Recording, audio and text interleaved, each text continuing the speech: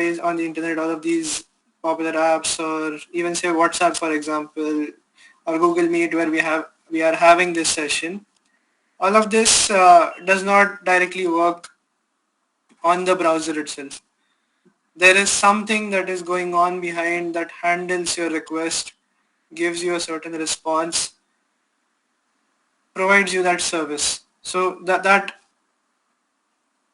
idea of having all of these resources managed, everything, having that logic present, giving you those services, making changes to your input, providing an output. At the end of the day, it's like a code running somewhere else, not on your system, and that helps you get your tasks done. So, as I said, the backend is the unseen hero of the web because no one actually sees the backend, no one is able to access it directly. Most you can do is access the front end, and front end shows you limited amount of data that it has access to, or you basically have access to. And as I said, we have data processing, logic execution, and database communication on the backend. So simple primary things, so data, logic, and then communication. Yeah, so as I said, front end by itself cannot do anything, because if you have, say, simple HTML page open on your website, you'll be able to just click on buttons, do some, say, addition, subtraction, simple stuff that you can do with JavaScript. But sorry, just give me a second. Sorry.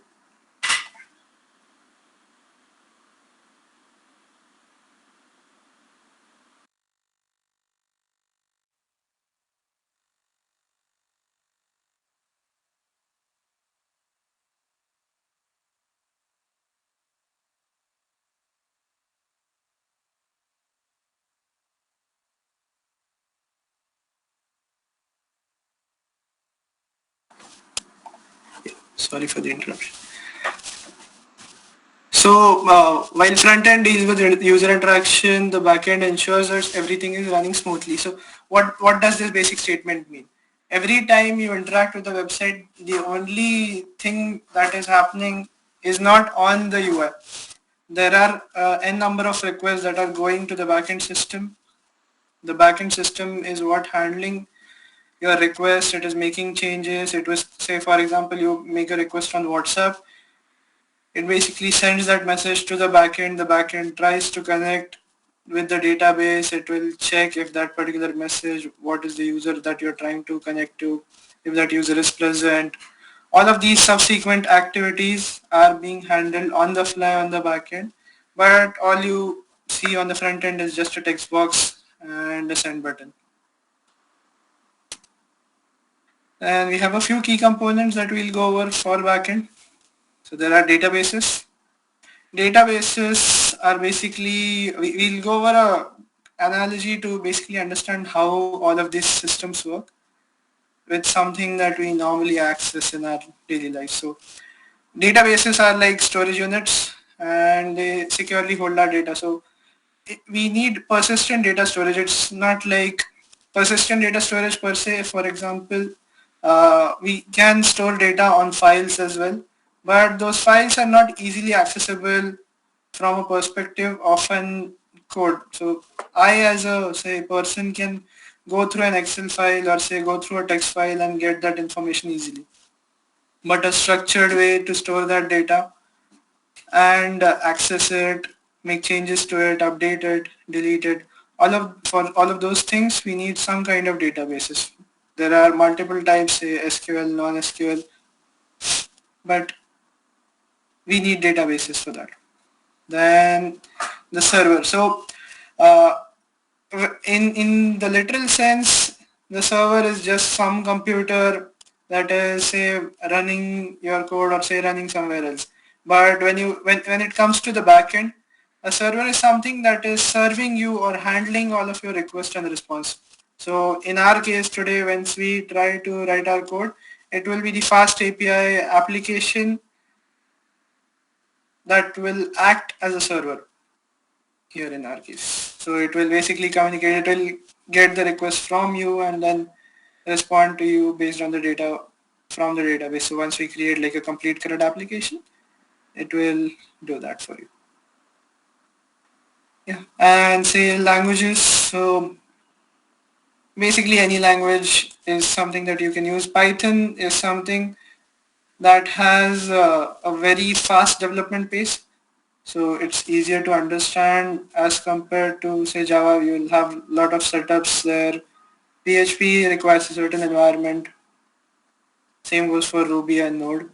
But Python is just like you can write a few lines of code and you'll be up and ready to serve it. So that is where Python is different. And Python, as I said, is known for its simplicity. And on top of that, Flask is the framework that we'll use to basically create our backend system or say server in this case. And as simple as Python is, Flask is even more simpler. It helps you create your website in say simple 10 lines, just a simple page. So yeah. Now, as I said, a complete overview of what backend is. The library analogy is what I like to explain when we are trying to explain backend. So the library building is where the server that hosts the backend is present. As in, so for example, in a building, you have all of these components placed, right? The library and the library catalog, or everything and each and everything is inside that library building. So that is what is a server. The catalog is basically the database storing the information. So for example, what do you call a database and data storage. So these are two things. Catalog, when I say I am storing references to a particular file, for example, you upload a profile picture on WhatsApp, but the reference to that profile picture, the profile picture will definitely be stored in some form of storage on the device itself, but say the file name, that file name belongs to a certain user, that certain user updated this image at a certain point of time. All of these metadata, all of it is basically stored in that database. So that is why a catalog. So we have books. Books are stored on this particular rack, and that rack is on this shelf. This shelf is in this particular block of the library. All of these things are basically stored in the catalog. Then librarians are backend developers. So all of us basically librarians manage. They will just set the stack up. They will maintain the catalog so that everyone can access and use the services from the library. The checkout system per se, so you pick up a book and then you go to the librarian, you get that book signed. All of these items, or you can say processes, this is a checkout system, which is in turn our API request and response handling. So once we say that we have what do you call them, request and response that the server is handling. So in and out of information, or say in and out of books in this case, that is the checkout system, that is our server that is handling the systems. Then library rules. So for example, you have say certain rules applied on say books. So you can only take a book for 2 weeks, else you will have a fine. You cannot take this book outside this premises. And say for example, there are certain sections that are restricted to only certain set of users. All of these business logics and backend logic per se, you can just consider them as library rules. Then storage rooms. So as I said, databases are just maintaining that information, accessing that information, but the actual end book, or say actual end files, those are in storage rooms. So data storage areas, for example, in our case, it can be a hard disk or like a SSD, whatever. In case of a library, those are storage rooms where all of our books are kept stacked on shelves and everything. So security measures. So For example, in case of APIs, we have authentication and authorization. So once you try to sign up or sign in on a particular platform, it basically asks you to set a username, set a password. Once you sign in, it will basically ask you to give those passwords so that it can verify if you have access to a certain set of resources. So the guard at the entrance of the library who checks your library membership card, that is what the security component is. Then there are special sections. So for example, we have authentication. Authentication is a separate module in itself, that authentication and authorization, for example. So the guard has a booth or say some kind of system to check if you have the library access, if your membership has expired, if you are able to access this library, or if you have access to a certain set of books or not, certain sections or not. So all of these what do you call it, small components that are basically integrated inside the large library itself, these are called microservices. We'll also go over them later on once we try and understand how to create a large architecture. Then intercom. So inside the library, as it is a really big building, you have what do you call them, small telephone lines that connect from one, so guard station to the checkout system. These are all different components in itself. So we have some internal communication protocols. We can, there are multiple of them. They can be socket based, they can be HTTP based, so depends. And the membership card is basically your authentication and authorization. If you have access to a particular library, if you don't, what can you do? Can you go and sign up? All of those things come under the membership card. Any questions? Anything that people did not understand?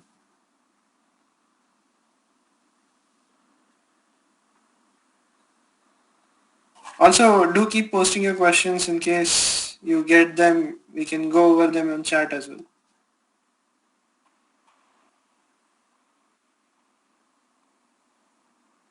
Okay, moving on. Now let's go ahead and start on our Flask application, a web server that we'll use to deploy our applications and test them out, embarking on an adventurous journey for Python backend.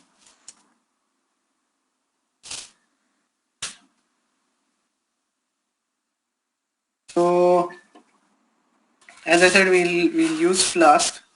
So what is basically Flask? Flask is like a simple web server. So as we have Python in itself is a programming language that is very simple to understand. You very closely. Sorry. So Lalita has a question, or she has a curiosity. Mm-hmm. Yeah, ma'am. Lalita ma'am, yes, you can create repositories for anything, your course material, your data, your notes, no, I create Yeah. for even project proposals, project management. We have for everything. So don't worry. Just don't say that I'm just a teacher. People even maintain repositories of their resumes. So it can be used for. So Anything basically. yeah. So git ignore. Saurabh will explain. I'll show it in a Yeah. practical He's way. going to explain all that. What is git ignore and all, and not necessary. It can be any form of any file, presentations, anything. Yeah. Literally, you can use it as a store. Data store. Yeah. Yeah, the presentation that I was showing you, it is being served from a Git repo itself. So I'll show how that is set up as well. Yeah. I'll share the repo. So same. So right now, what Saurav has just presented, that was done in by programming. Actually, he did not. created in And the you served PPT. it from GitHub pages, I presume. Yeah. Yeah, this was just a simple markdown file that was rendered. Yeah. So the same as for this particular page as well. Yeah. This is This a page is markdown. also getting served from. You can share the URL so that they understand what is happening. Yeah, yeah, yeah. You can just share Share this. the URL in the chat. Yeah. You can access this anywhere. Uh, so this is accessible from anywhere in the world. It is just like any website. Yeah. Okay. Continue, Saurabh. Yeah. So Flask is a micro web framework that will give you. You can increase the font. I think it's a bit small. Yeah, that's better. Yeah. So Flask will give you access to, what do you call it, bare minimum resources to create a website. So that is where the term micro comes from. We have different web frameworks that have different purposes. So Django in itself is like a complete, what do you call it, uh, multi-terrain vehicle that will give you everything. It will work in a city, it will work in, say, off-roads and everything. But when it comes to Flask was designed to basically create a complete system from the bottom up approach. So we'll just have a simple server that gives you all the tools that you can do, and it can be extended, which is what we will be doing, to do all the different activities that even Django does. But it is bare minimum so that it is easier to understand, easier to maintain. But as we go on, say, larger or say a huge amount of code-based projects, it is better to switch to Django. But once you're starting out and it's a simple project, Flask is the best option. Yeah, and just for the information, like it is very helpful for understanding the basic concepts of how web works. A lot of people don't understand HTTP protocol itself. The request response cycle. So explaining that and it will be so easy. Then you will start looking at the whole of the internet, even the Google website or ChatGPT, everything in a very different way. How Yes. to create those APIs, how to consume them, how to make others use our content. It can be data, it can be anything. So how to control that access. So all that in a very nuts and bolts. It will be like opening up everything for you in a very simple way. Yeah, Saurabh. Yeah. So why use us? Like Satya said, it is very simple and flexible to build Flask without any imposing structure. So ideally, it's good to have a data, or you can say project structure. But when it comes to Django, it needs a specific structure which is not very easy to understand for a beginner. Or even say per se, if I have just a simple single pager application, I don't need like a set of all of those functions or all of those features to get me started on that particular simple project. So Flask gives us that flexibility. There is extensive documentation available on Flask, so you can just go to the Flask website and all of it. So anything that you need, it basically shows up, and you'll be able to find each and every reference to the things that you want to do. And of course, we have ChatGPT to help you. But the idea is Flask documentation will give you everything that you need to get a site up and running, connect to database, create authentication, all of it. This website will help you with that. Going back, Flask is extensible. So as Flask at the end of the day is bare minimum. It's just a simple web server that will help you get like an HTTP request and send the HTTP response. But as we know, Python in itself is very extensible. This is also extended to Flask. So there are n number of libraries that you can use to integrate with Flask, which is also what we'll be doing later. But that is what the idea is. So right from form handling to database integration to authentication, all of these features in Flask are basically done using different libraries. So there are different libraries, different components. So you can just pick that component, attach it, and say import it. If that was covered before, I'll also walk you through what imports are, how to install libraries, and just get started so that you can use those particular libraries and perform that specific operation instead of having a complete bulky application altogether. And yeah, from a single so scalability, people do say that what do you call it, Flask is not meant for a large scale project, but Flask can handle all of it. It is not just meant for say small applications. Even large applications are something that I will cover, how you can build large applications with Flask in itself. And yeah, Flask has a really strong community. So since it has been for quite a while, and there is a large number of users that keep on using Flask for all of their systems, there are a lot of big companies that also use Flask for say their applications. Yeah, so there is a large amount of forums available where you can ask your issues. One of them, for example, being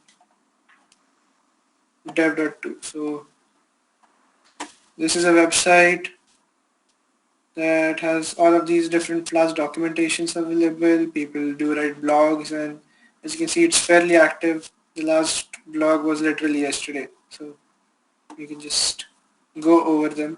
If you do get stuck, if you do want to try something new, people do add it here.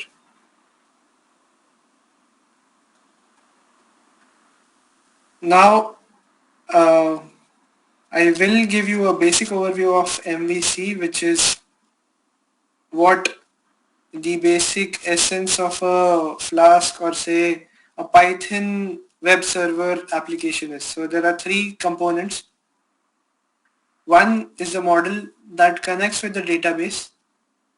Then the second is the view, that is something that you view. So what do you call it? Modern day websites use JavaScript and all of those things, but in the sense of Python, Python cannot work directly in the Java in the front end, or you can say in the browser.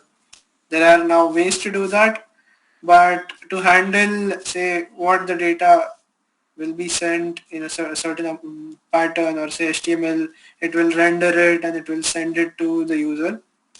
So all of that is basically a part of the view. And then we have the controller. The controller acts as an interface between the view and the model. So I have some data in the database, for example, a list of users, and I have an HTML page that has like an HTML, simple HTML table. So we'll have a dynamic say entry in that view or that HTML table, and the controller will call the model, it will pull all the users from the database and it will send it to the view. The view will basically run a for loop, and that for loop will create that HTML for us. So that is the basic idea. So these are the three primary components in an MVC architecture. Now we'll understand this a lot better once we try and start coding. So does everyone have their repo set up, have Python environment set up? And also, as Satya said, we now know how to create a virtual environment as well. So is everyone ready with that? You can just navigate to this website. I'll start sharing the VS Code environment. How many of you have VS Code installed, or say some kind of IDE installed?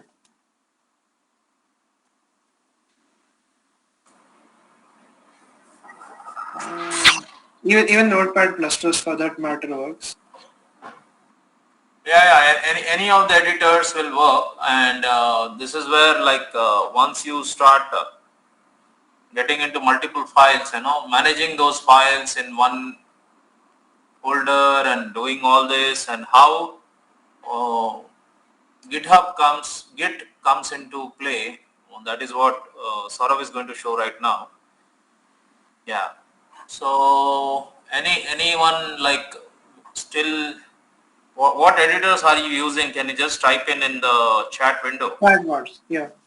Yeah. What editors are you using? VS Code, Amit Singh said VS Code, good. Yeah, VS Code has become very popular of late. Even I have started using it. I've started liking it because of so many extensions, so many things which we can get it done. So I've been a Vim user just like Ishan, what he was using yesterday. But as we grow, web development and things like that, it becomes very difficult. You have to be very good with shortcuts and things like that. So VS Code is good. What are other editors people are using here right now for coding?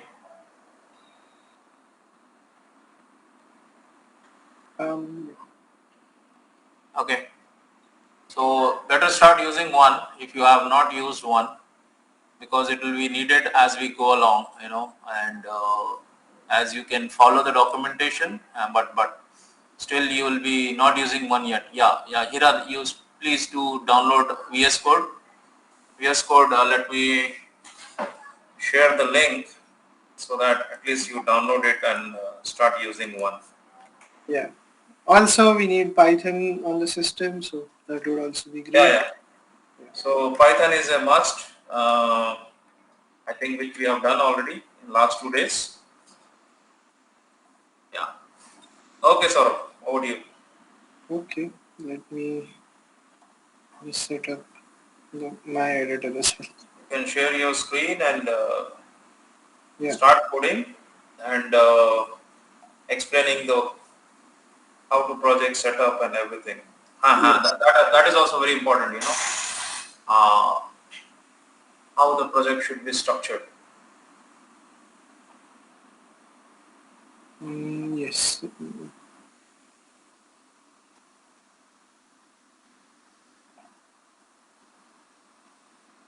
We'll go over project structure in a bit. Says he was using idle. Idle, is it good enough? Like it can handle just like Notepad, or it's small? I have never used it. No, so ideally it will just give you basic interface to run simple Python codes. We want quite a wide, what do you call it, set of files, and we'll make changes. So it's better if we have some sort of local. Yeah. Better install VS Code, everyone, and also as we start getting into debugging, right? Debugging and all that. It's very helpful, right? Yes. If people have done C coding and everything, like how you used to have breakpoints, right? In a similar way, we can have breakpoints in Python when we are debugging also. Yeah. Yes. Yeah, Saurabh is going to show all that. Don't worry.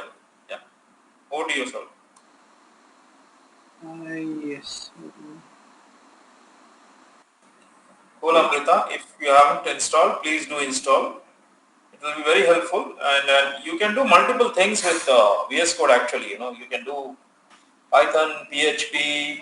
It supports almost all the language: C Sharp, C++, Rust, Elixir. I think it has got wide variety of support, and Markdown.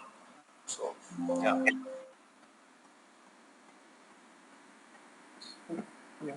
I, So if you are a researcher, right? Like, have you used LaTeX and all? Anyone? Because all the research paper generally people write in LaTeX. latex text. Text and LaTeX, anything, yeah. Okay, Saurabh, you can share your screen. Yeah.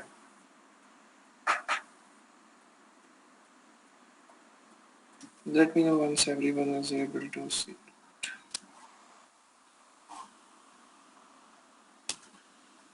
Yeah, able to see the code editor? Is it too small?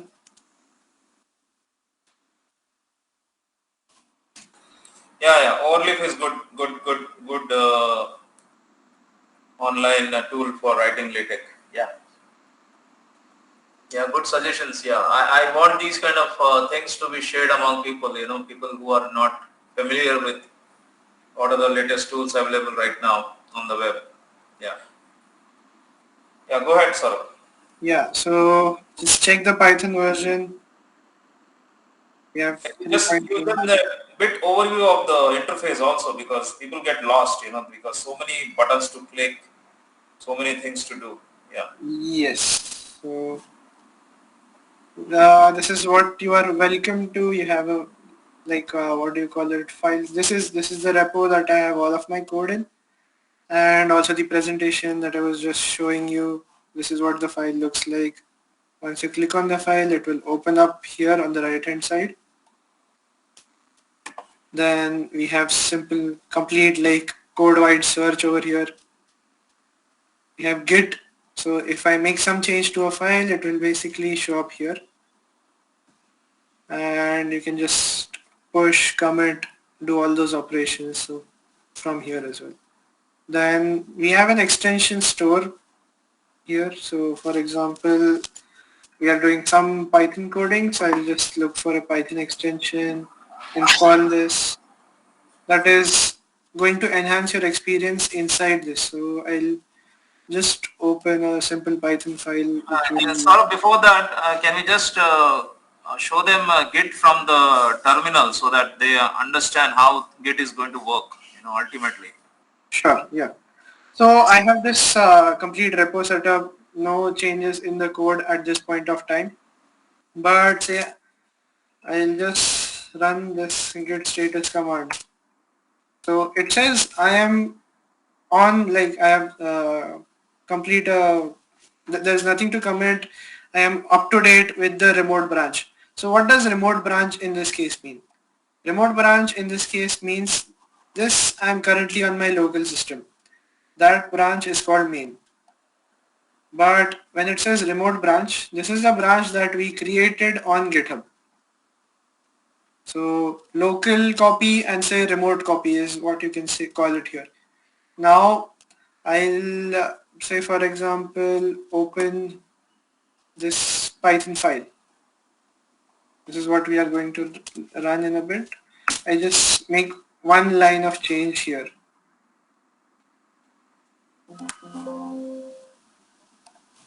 One line of change over here. So this on the left hand side, it will show all the changes that I made. So this is a UI based approach. Then normally what developers do is they use the command line. So I'll run the same git status command. Before making the change, it said I have nothing to commit. It is completely up to date. But now when I try to do it, it says I am up to date, but there are some commits, so some changes that are not stage for commit, or say there are some changes in the file. Now what I'll do, I want to send this to the remote, like commit it and then send it to the remote. So for that, updating our local copy, I will use the git add command to basically move the file to the staging. So code/1.py. So this is making my file ready to go for staging. So keep an eye over here. You will notice the change directly over here because this is a UI. But once I press enter, this will show up as stage changes. Here we were able to see that we have some changes that are not staged for commit. But once I run this git add command, the changes are now in staging. So it says stage changes. Now once if we try and run the git status command again, it will say changes to be committed. Now as this file is in staging, and this file previously was not in staging. So there are certain steps. Yeah, Saurabh, 1 second. Amrita has already installed. Mm-hmm. Asking where do we run this command. So Saurabh is running this command. If you go to the So you can go here. show them. Yes,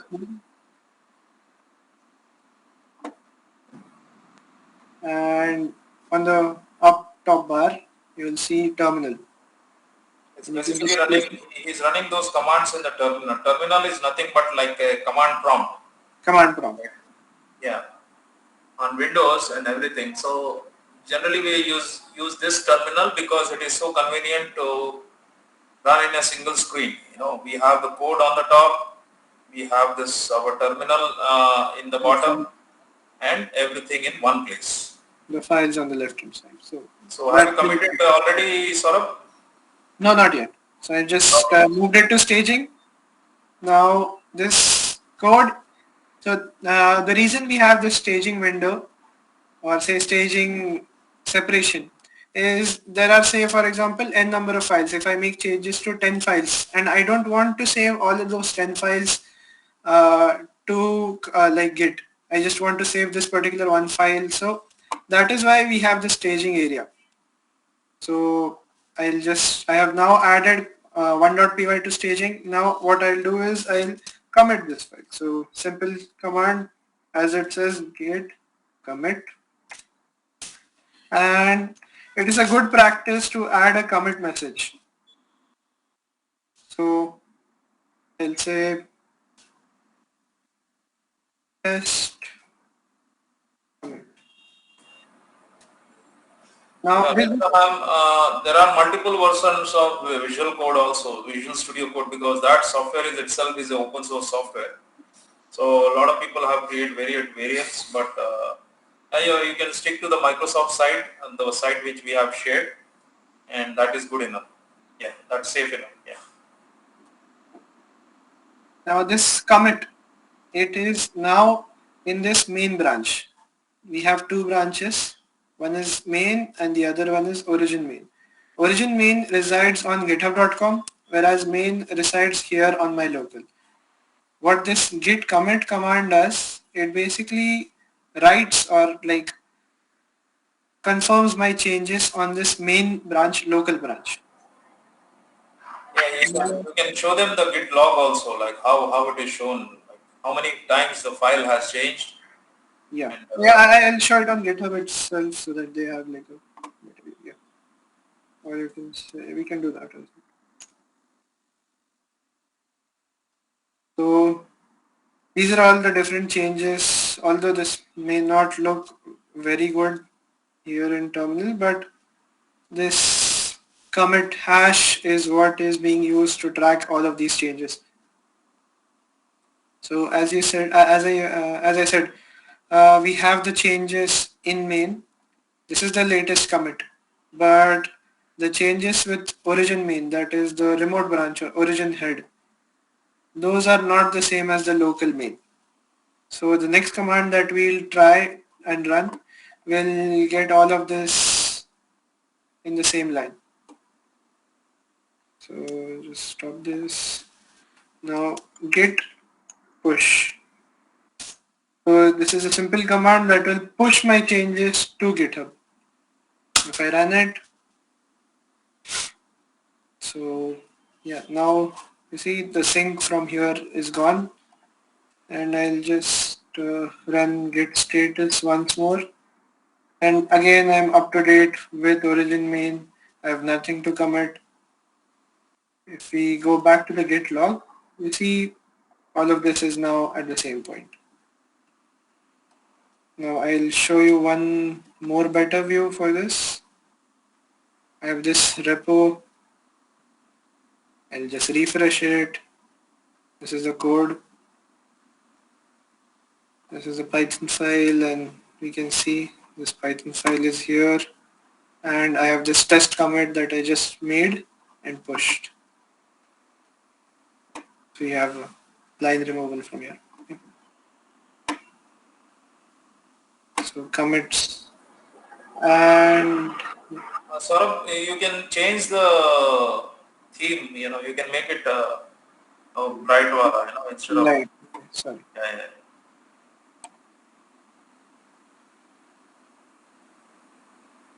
Lighter one, yeah. That's okay. Yeah. Developers do like to use dark themes. So. Yeah. Here it is not visible, right? That Right. changes. Right. No, just kidding. Okay, you can change back to the older one then. If that. No. Just telling. Nothing else. Yeah. Is this clear though, or do we want to change it here as well? Yeah, is the code editor visible to everyone? The theme and all? Let's do it if we are doing it there.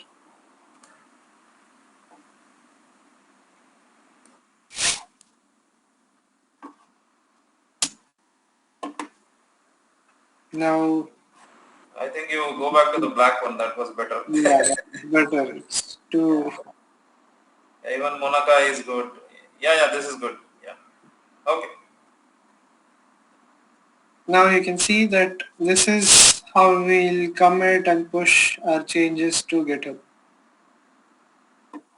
So that is how this thing works.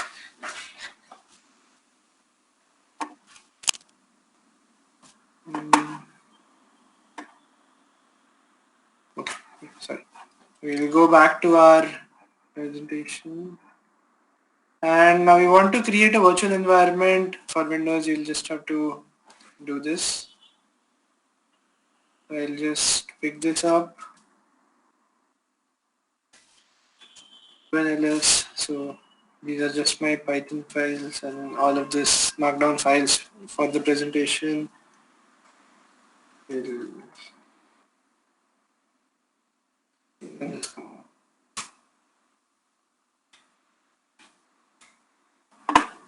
Now, if you notice, all of these files are getting created over here.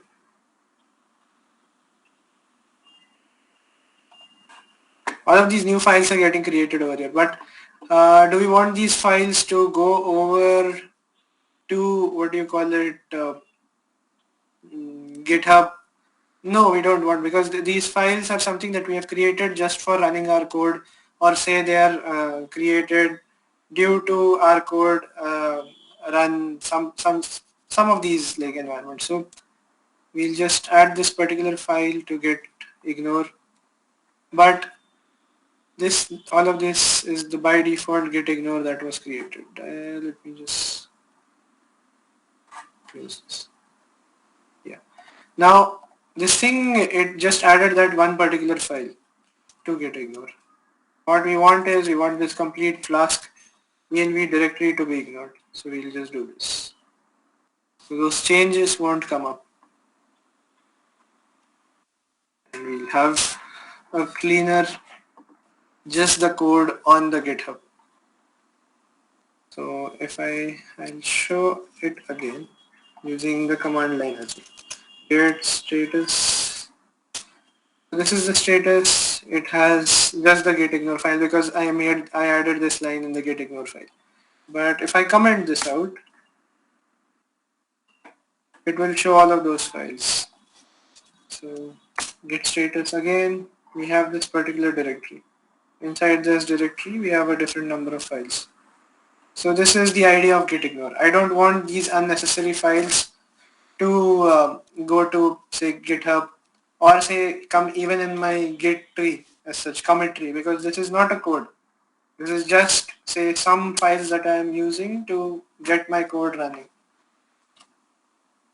So I'll just do a git add. You need to install the Git client. There is a Git client on the Windows. You have to install, or even an extension will do in VS Code. No, the client will be necessary. Let me share. Can you share the documentation? The client will be necessary. He says I'm unable to access Git in VS Code. No. So the Git, what do you call it? Ming GW64 environment will be necessary. Oh, does it need an extension or what? The extension comes up by default. VS Code won't have Git by default. Yeah. So So this is how do people access the command git on the command line, command prompt? Git for Windows. Just search for Git for Windows. Yeah. Ming GW. Yeah. There must be something. You Yeah. can just download this and set it up. Share the link.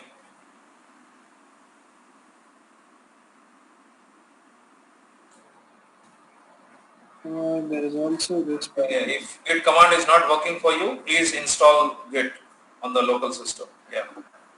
You can do this.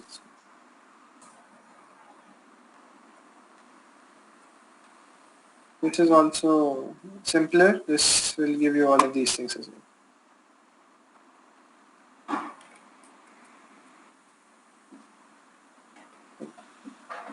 Now I'll add this gitignore file to staging.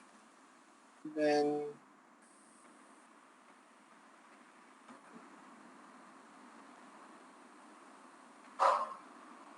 I'll add this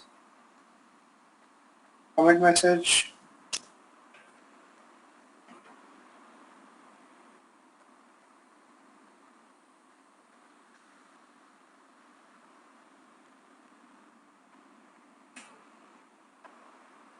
And I'll just commit it.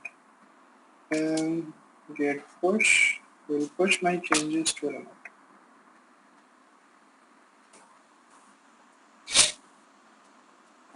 So this is what gitignore does. Does that answer your question?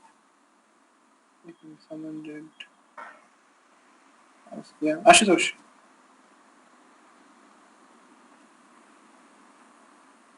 Yeah, if you have a follow-up question, you can drop it. And we'll move on to the next step. Now we want to activate our virtual environment. This is something I think you have done before. So simple activate should do it. Next step is to install Flask. Has everyone reached this point? What are we at?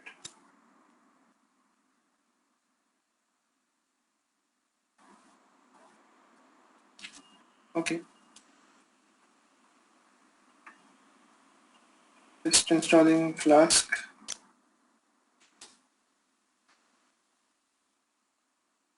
So copy this. We have touched upon pip bit in last 2 days. Pip basically will install the Flask package.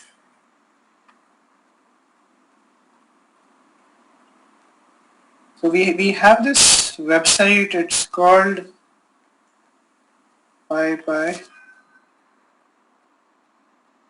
Python Package Index Project.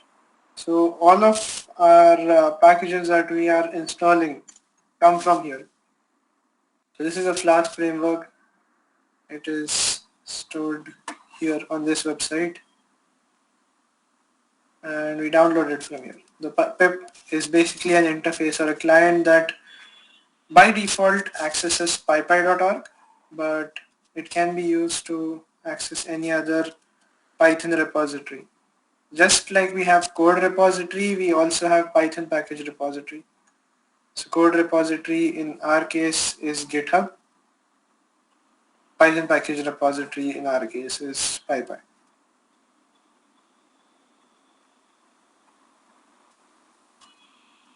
So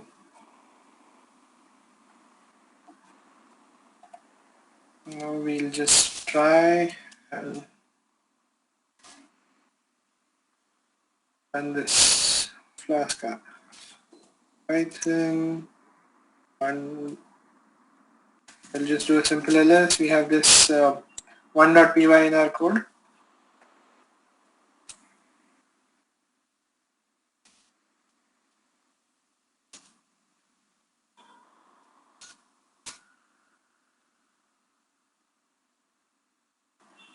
Sorry.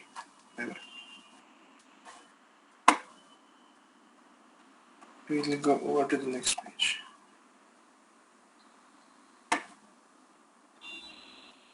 Now,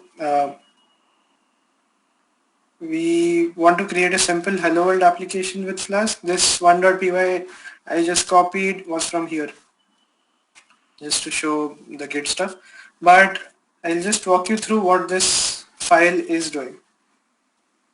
Here we have a simple Flask import. This basically imports the library that we just installed using the pip command, this command. And if we go back,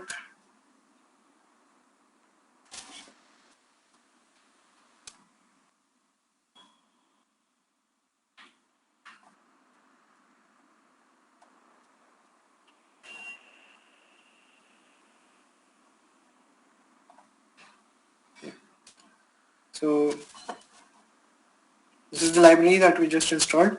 We are creating an application out of it. This app is the reference of this Flask library that we'll use everywhere going ahead in the project. So what I mean by that is this particular hello world is a route. We have seen functions. Have we used functions to create simple stuff, Satya? Yes, functions they understand, but you need to definitely show them that what that @app.route means, and also Yes. class __ name dunder method. Yesterday Ishan touched upon it, Mm-hmm. but why __ name is so special, that you can talk about. Yeah. Okay.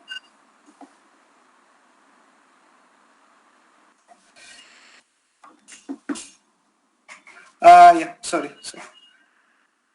This here we have like a name __ just like sorry. We'll come to that in a bit, but Flask basically we are passing the name just to create or instantiate this Flask object and then create an app out of it. This app is what we are using further, but as we know, a simple function. This is if you just ignore this line, it is just a simple function that if you run returns hello world as a string. Now when it comes to this app.route, app is just an instantiation of this Flask application, and for example we call this website, the link that I shared for this, so pybackend.serverban.com. If I call this root URL, what is the thing that it should return? The slash, the / path basically is what this means. So this in our case will return a hello world. So this is a decorator. The decorator tells Flask what path to trigger this particular function on. Anyone questions?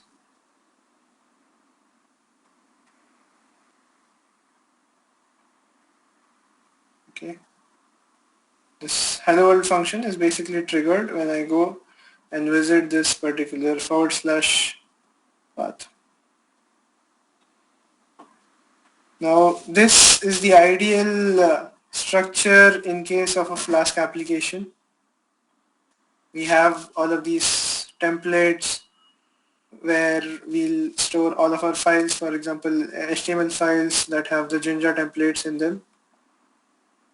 Then we have static files. So any website needs CSS and JavaScript on the front end to work or make it beautiful, make it a bit more interactive.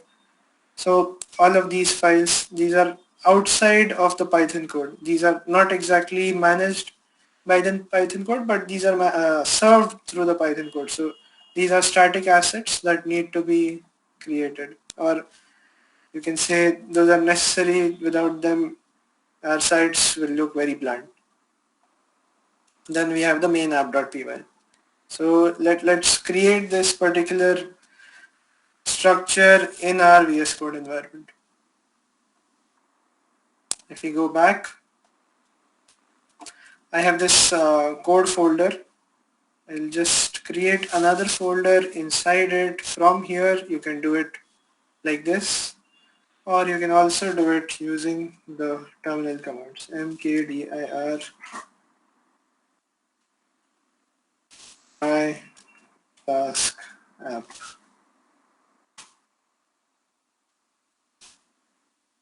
Then we'll go back.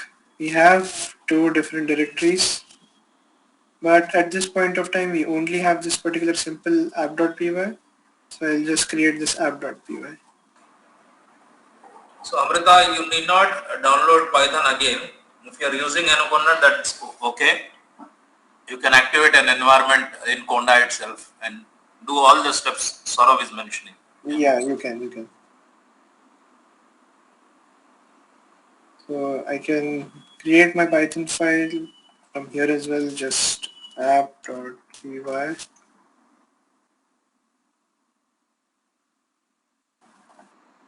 And I'll just copy this, paste it here.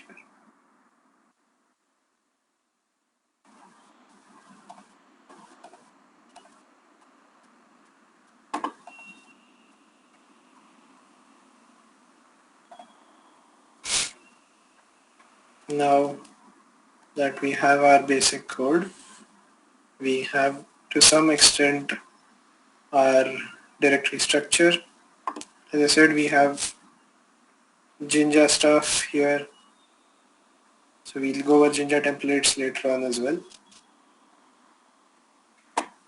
But now we need to set some environment variables in the application to basically tell Flask what needs to be done. So these are for Linux environment, but you can just replace export with this set. So that works on Windows as well. I'll just copy this, fill my code.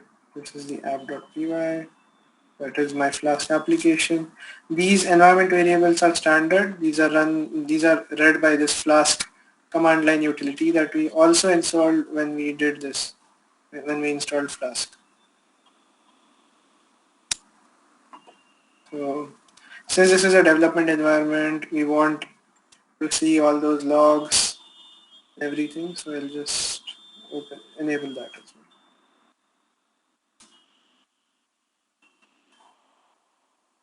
Last step is to copy, run.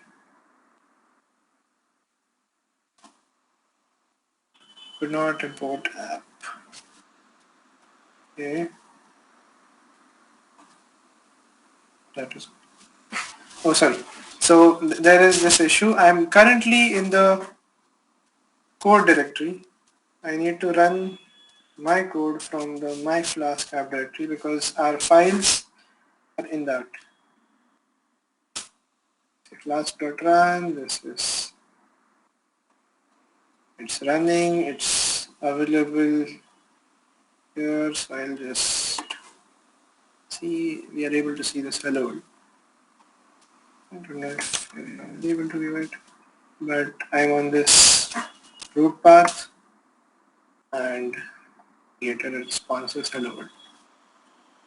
So that is the beauty of Python Flask. You can say 5 lines of code, I can run a web server. How many people have reached to this point? Let's debug if you are facing issues.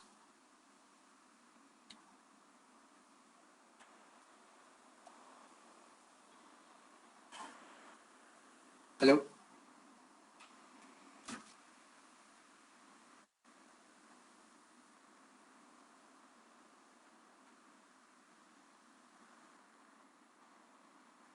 Okay, no issues then, we can move forward. Good.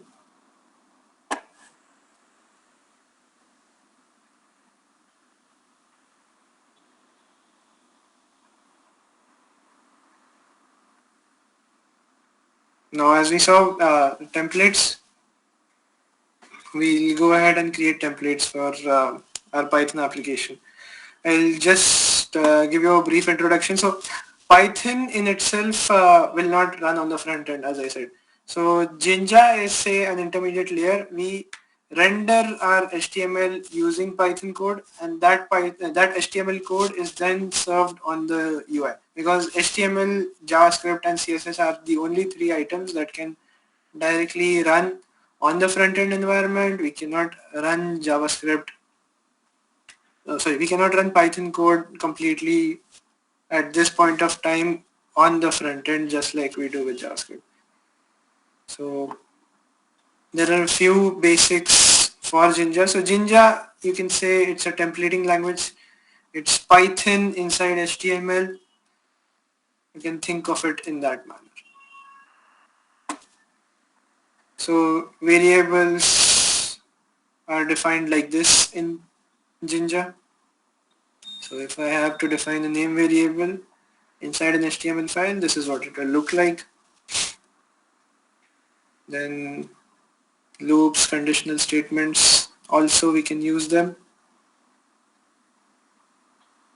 Now we'll replace our app.py, or we'll add basically onto our app.py to render an HTML file. Now for this we need the templates directory.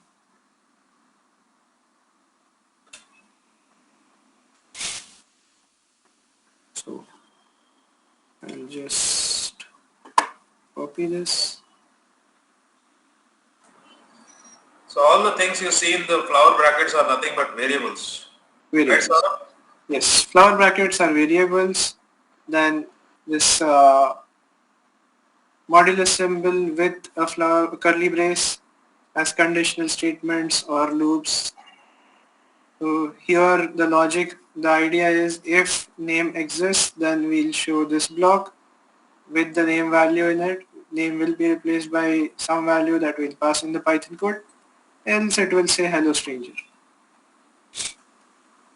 So let's just copy this. Inside our Flask application, we'll just create a templates directory, add hello.html, and I'll just paste the file, the code that I just copied. Now if we go back, this is just the HTML part of it. Now the Python code needs to use that template, send the value based on the request that it gets. So I'll just import this library in our app.py, paste it here so that we have this particular function available for us to use. Now just as we have that /route that returns a hello world to us, we'll create another route with this. This is a particular, so specific. So we just had hello world till now. We'll have another route that basically responds on hello / some name that we'll pass. Now since we have made some changes to our server, I'll also go over back to our website and add this /hello/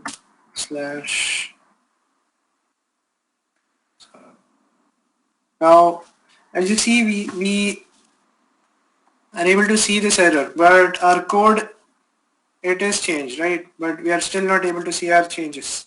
Why is that? The server needs to be restarted so that it knows of this changes. Now when I go to this, it will give me this response. So the server was restarted and I just called hello/server. So if I change this from Saurabh to Satya, it will say hello Satya.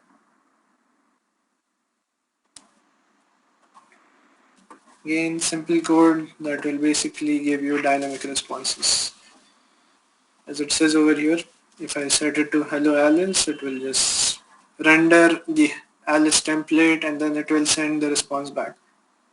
Now there is, if we want, we can just check the HTML and it just has this particular p tag. None of our Python code that we have in this template comes up. It's just this p tag that comes up to the front end. So yeah.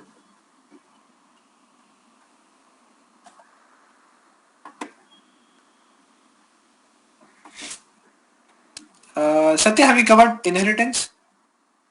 Yeah, we have covered it yesterday. Okay.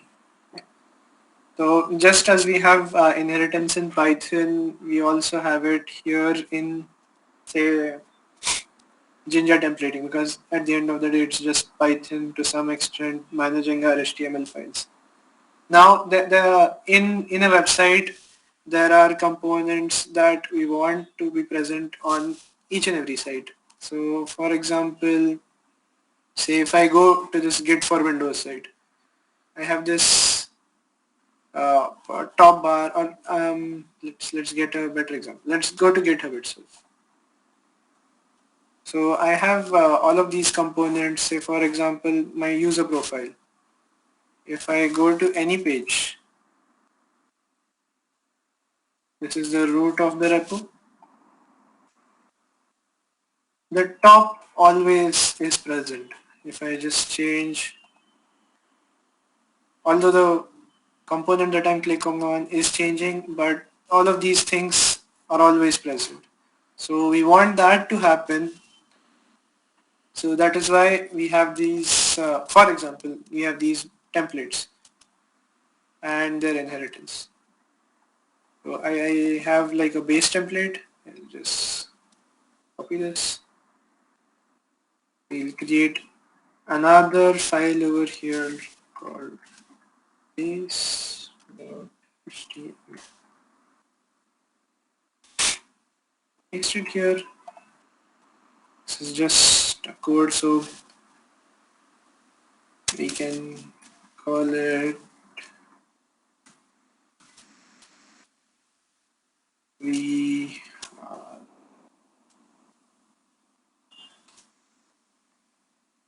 right. This is the title of the website, standard title tag that is used to that comes up here. All of these things that you see. Right now there is nothing coming up here because we don't have a title, we just have a simple p tag in our HTML file. So once we get on to using this, we'll see that title here. Now we have this child title.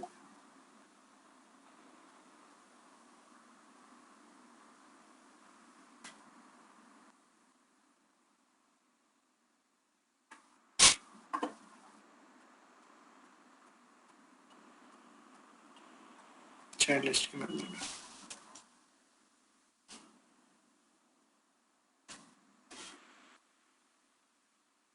Let's paste this.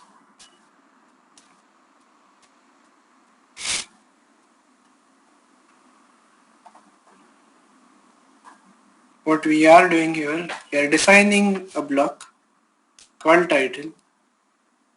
If we don't override this particular title block in our child page, then it will just show this default title.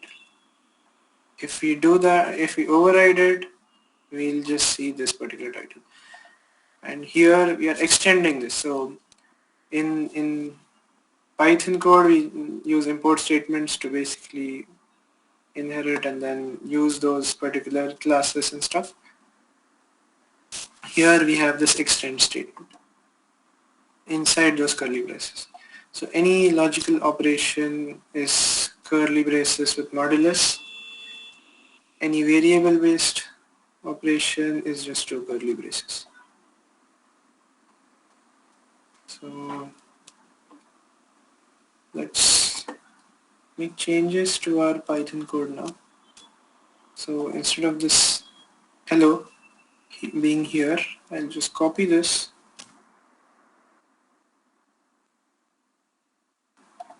copy, go to this child,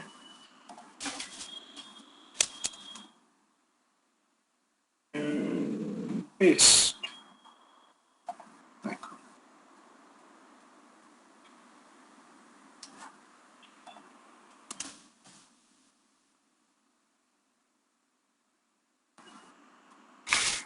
Now we have overridden it here. So what I'll do is I'll go back to our application. I'll change this to child.html. Save it. So again, as we have made change to our code, we just need to restart the server. As it says, it's available. And refresh. Welcome to the page. Hello, Satya. And as you can see, this now shows page title.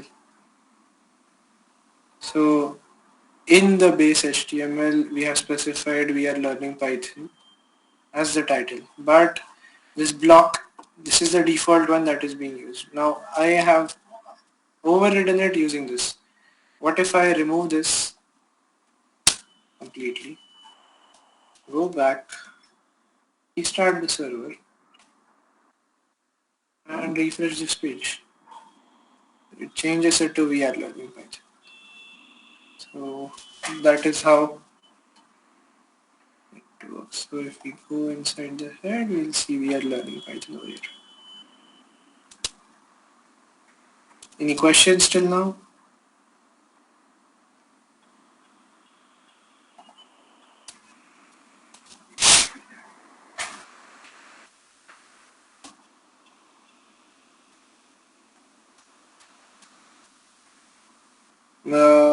Yeah.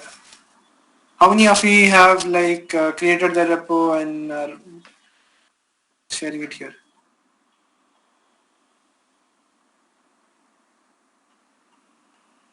You can also have multiple files, so multiple templates that are being used. Now we have this name variable that is being used. Now if we pass it in the URL, it is getting it basically goes down to say small small letters itself. So let's use this template filters that are basically used to perform operations on our variable. So say I'll use the upper operation.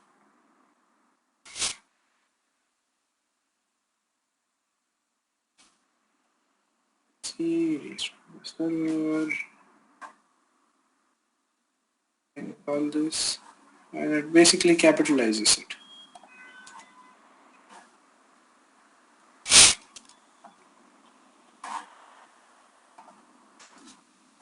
And if I change it to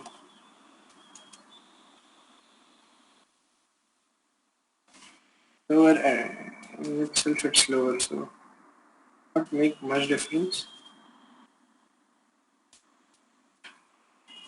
See that it's a small text. So this is how we render basic HTML files using Python, making those changes. I'll walk you through once more.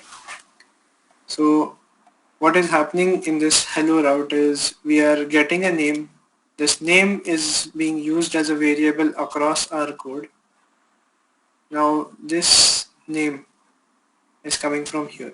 This function gets this name parameter from this particular URL path variable is what we like to call it. Then this particular name is being passed to this render template function along with our child template. So child HTML template is having reference to this particular name variable. So that is what we are passing over here. So if I change this into name child, same needs to happen over here as well.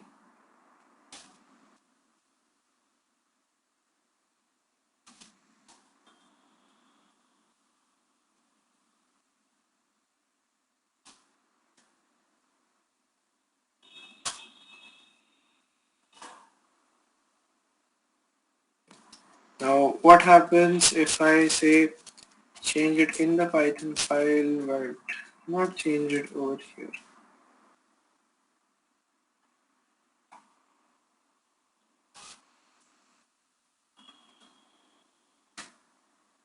It will give hello stranger. Why does it do that? Because we have this logic. If name is null, then it will go to hello stranger. So since we have the variable name to set as name child over here, this function gets a none or a null over here. No variable is being passed. But if I then go back and set it to name child, start the server, and get our original value that we're passing. Any questions? Any issues? Who all are trying?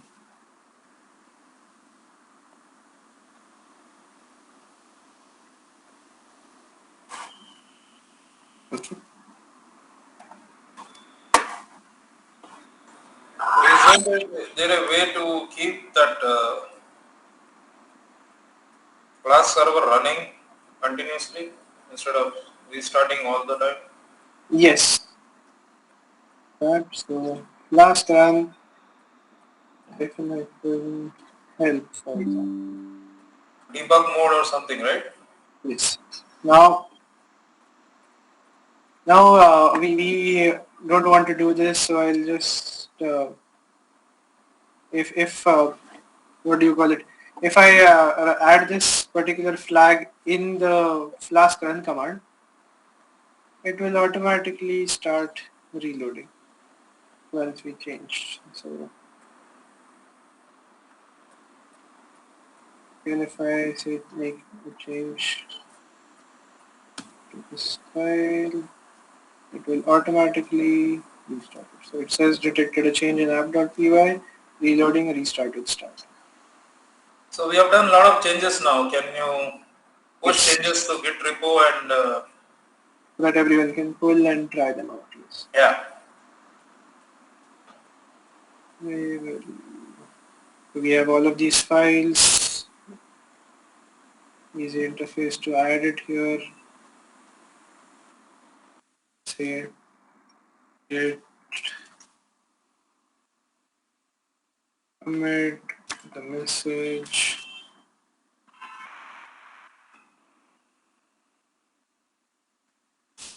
Thing.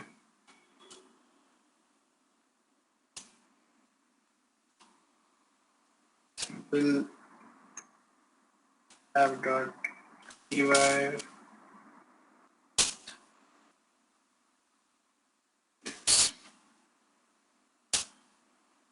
Four files were committed. Now I'll just push them to the remote repo.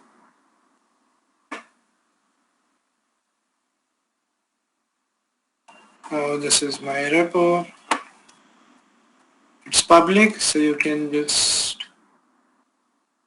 access this code as well.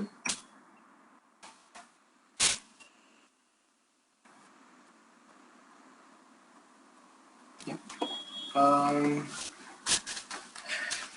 Let's check on all of those. Do we continue, Satya?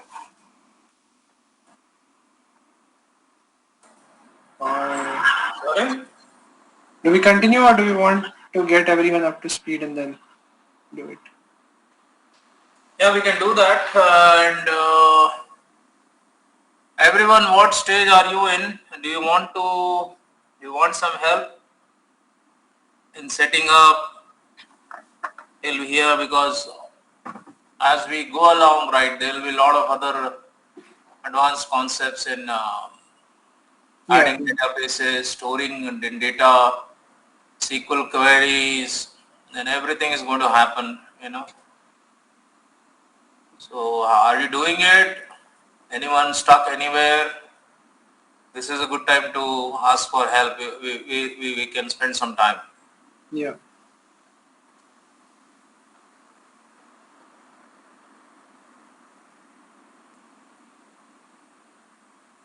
Even if you are at the first step, let's get you working. If you are, say, stuck with Git itself, you can share your screen and we can solve it. Yeah. Lalita ma'am, Amrita ji, and everyone.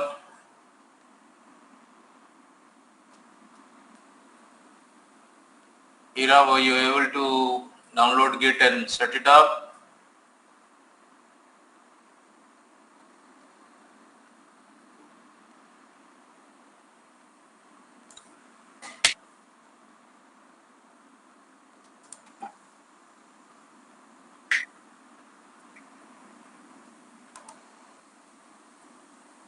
Install Git, Ashutosh. Okay.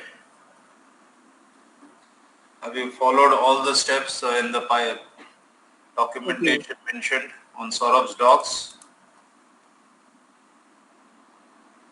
Okay, it's not working in VS Code. Can you show us what is happening?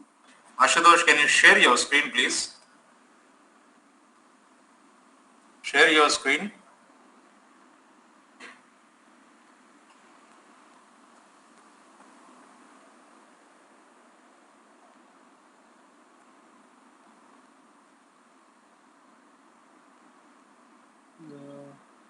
You can just click on this button. Yeah, that button you have to click.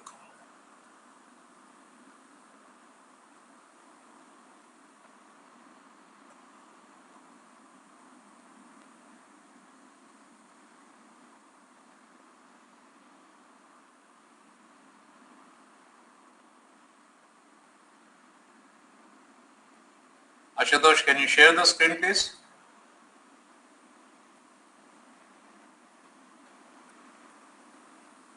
Yes, I'm sharing. Yeah.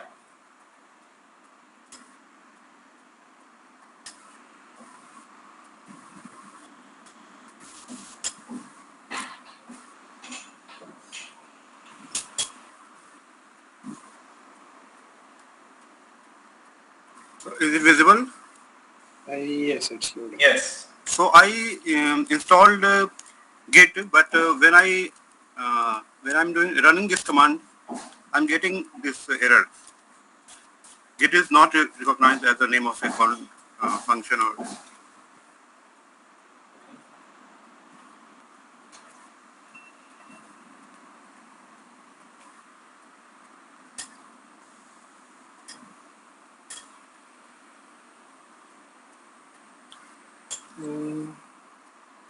Can you show if Git is running in the PowerShell window? Just a second.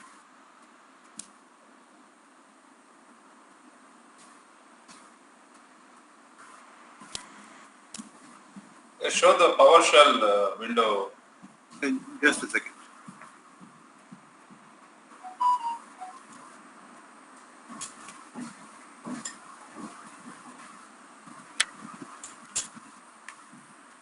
Yeah, it's running here. I just checked. I opened the command prompt. Working here.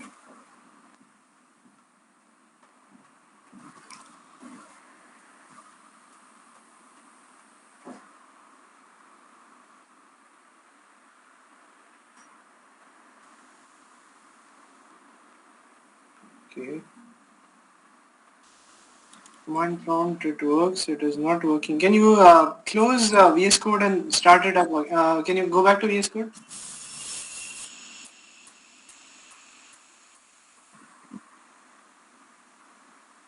Yes. On the right hand side, click hover over that Python shell. This one. Yes, and press the delete button. The flash key. Delete button, yeah.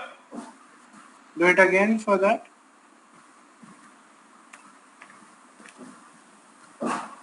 Should I run this command again? Yeah, no. Even now it's not working. Should I Delete this delete one this also. also? Yeah, delete it. Yeah. This one also? Yeah. This is just a Python prompt, yeah. Open a new one, terminal, New terminal. set the view, yeah. New terminal, okay, try now. Just go to the PowerShell on the top, besides the plus on the top. This one. Click that, and just go right, still right. Yeah, there is a down arrow. Yeah. Just go to command prompt. Oh, no. Just Command prompt. Git bash. now say git. You'll have to go to git bash. Click on the drop down. Git bash. Okay. Yeah. Try now. Okay, it works. Yeah, now it's working. Thank you. So basically this is a issue with the shell variables and things like that. So you can delete all the other command windows. All right. Yeah, please keep this, and Saurabh, this is a good time to debug him and install all the extensions. Yeah. Just stay there, Ashutosh, we'll help you. You have installed Python, right? Yes, I installed Python. Okay. And close all the editor right now, all the hello.py file extensions, all the tabs on the top. This one, hello.py. Close it. Close everything, even this. Close the welcome window also. Okay. And have you created a folder anywhere?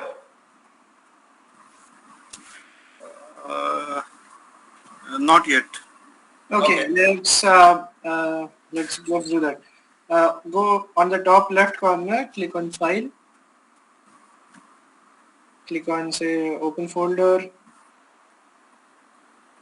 Yeah, just navigate to that particular folder that you want to. Yeah, I can use this this folder. Yeah, then double click on it. Yeah, select folder. Okay. Now, Okay, great. great. And I think say I trust the authors. Say that. So here I trust the authors, isn't it? Yes. Click. Yeah. Saurabh, even get him started on activating the virtual environment here. Yes. Yeah.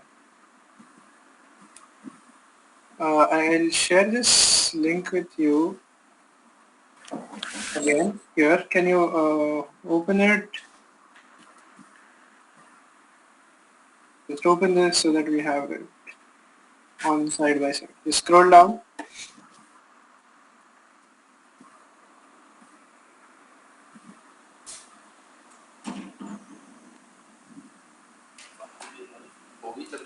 No. Yeah. Copy the first Python-version command so that we are.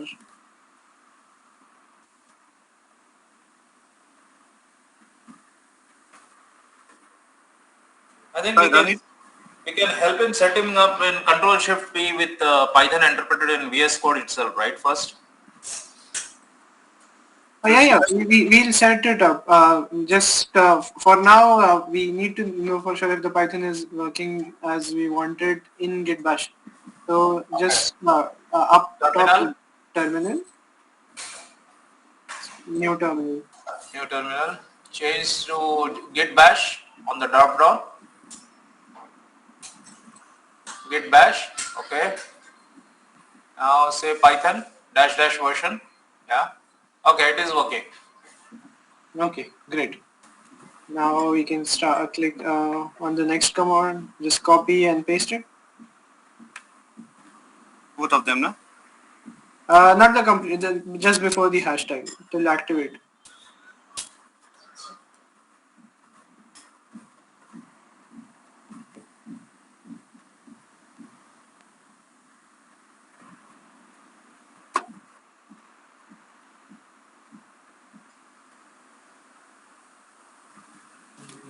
It's doing something here.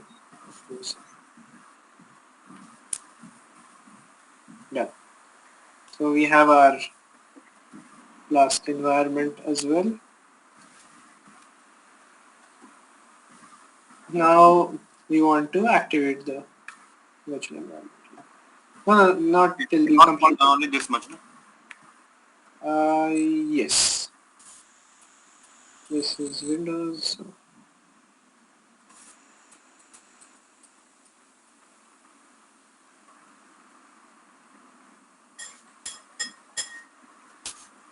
should work. Okay, this is Git Bash. Can you try the other one?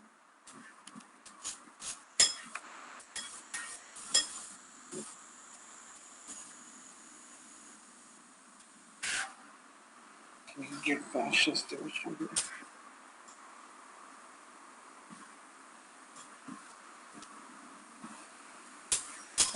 Just go back to the PowerShell one on the right hand side. Run the Python. Yeah. Not this one, the other one, the Windows command.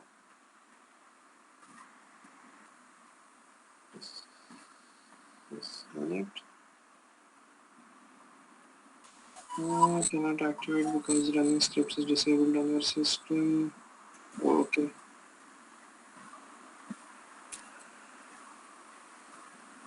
This is an issue.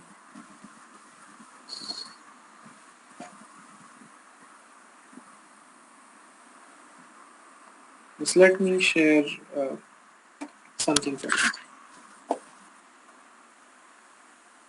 Well, give me a second.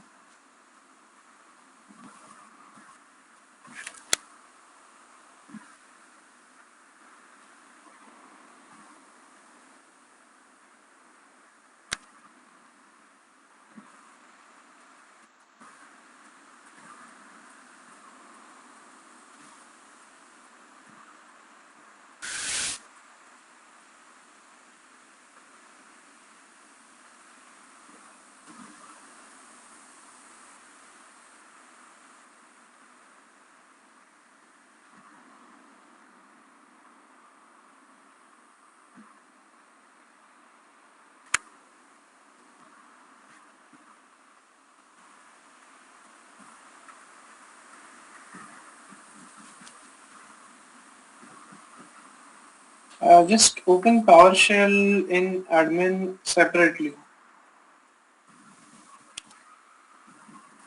Command prompt will be fine.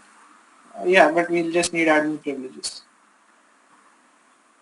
So better to go to start and then run PowerShell with that.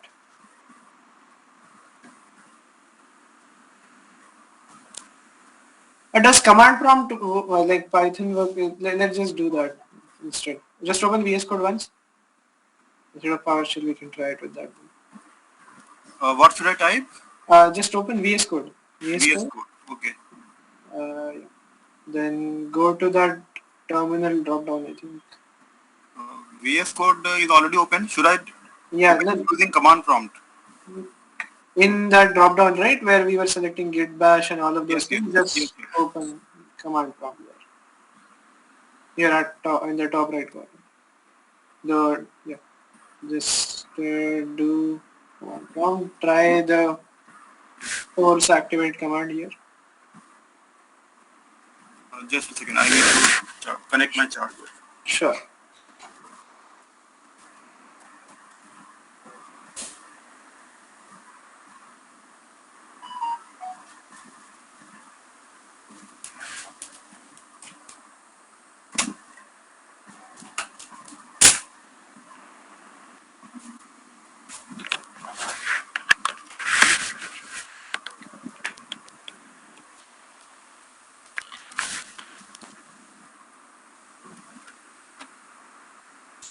So should I run this command again? Yes, this one. Yes, now it's working. Okay, great. Let's do our Python coding here then. Now let's move on to pip. Yeah, just run the pip command. I had already installed this, but let No, me check. so the thing is, even if you run it inside the virtual environment, it has a separate thing. Okay, okay, yes, yes. Yes.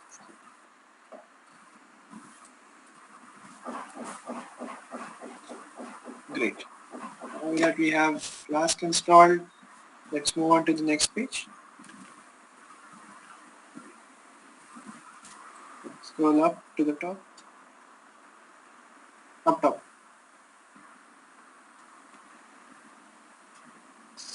Just copy this file. And code at the end got left out. But okay. Now let's create a folder on the left hand side, just beside Python FDP, top left. You have that folder icon. Just click on it. Just my Flask app, all in small without spaces.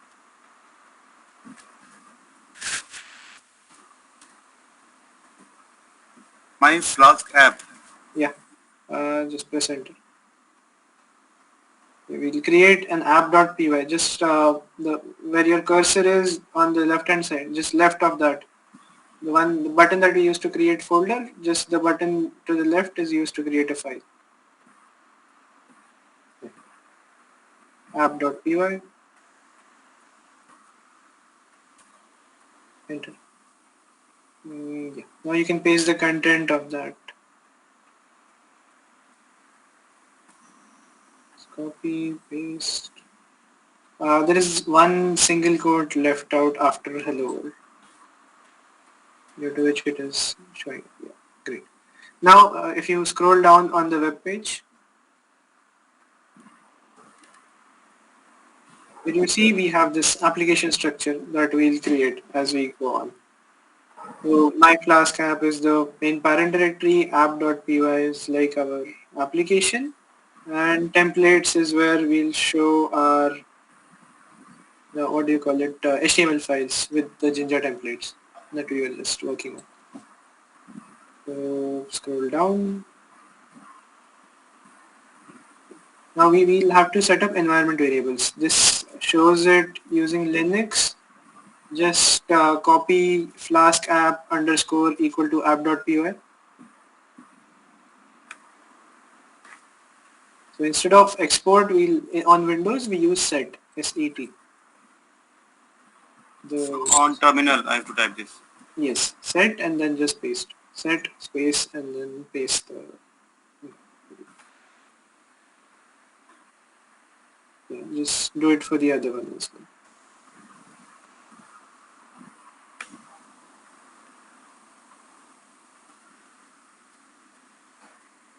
No, you'll have to add set. Now we are outside the my Flask app directory, correct? We are the terminal is running in the Python underscore FDP directory. Yes. So we want to get inside the Flask app directory. So we'll use the command cd space my Flask app. Enter.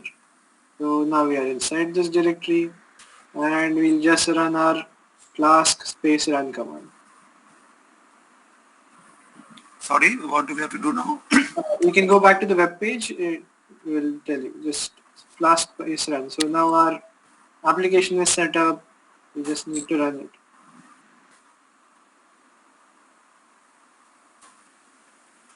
Right.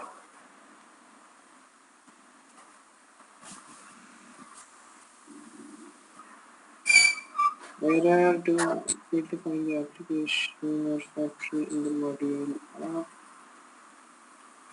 is app colon to specify. Okay, this is now.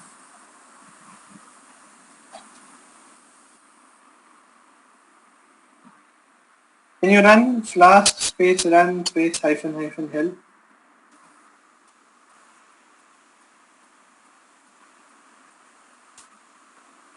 Ask space Run run. space hyphen hyphen help.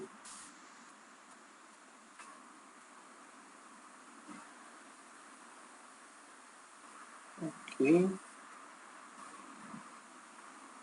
Scroll down. Expect to.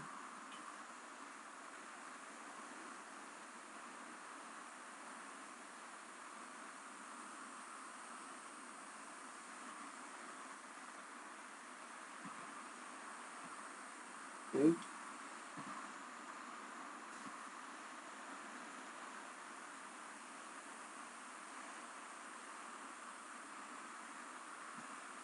This is help.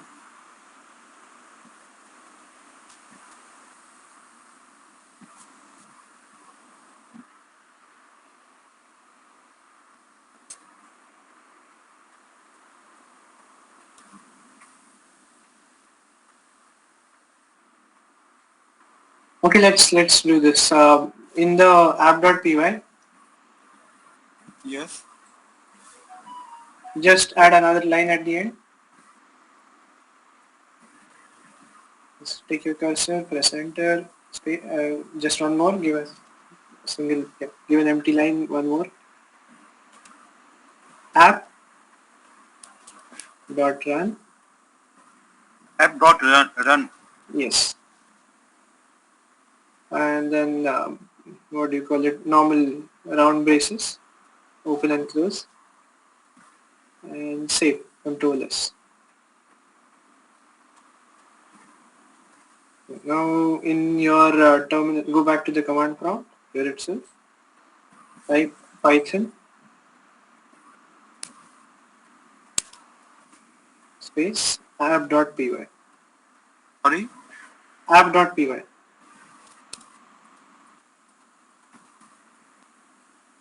Yeah, this is also another way that we can run. You can now go to your browser and just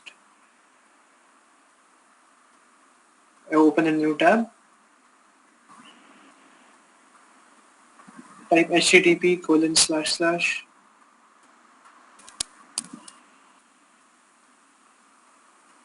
oh, no, not https. We'll need http. And end of it 127.0.0.1:5000 Now what? :5000. 5,000. Enter.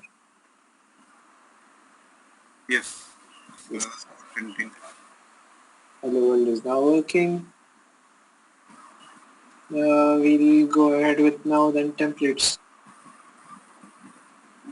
Go back to the website, the pybackend.soroban.com, the second tab that you have open in browser. Yeah.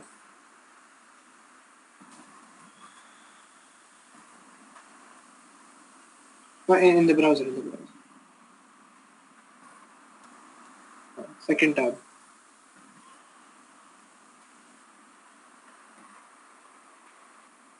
Yeah. Next.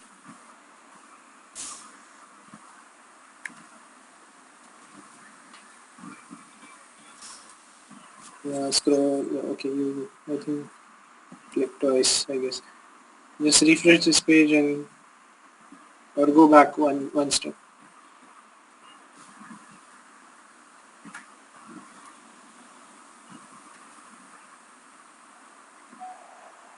One step ahead. Should I go to next? Yeah, next. Clicking too many times, I guess.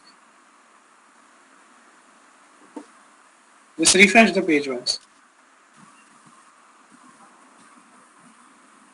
Scroll down and click next.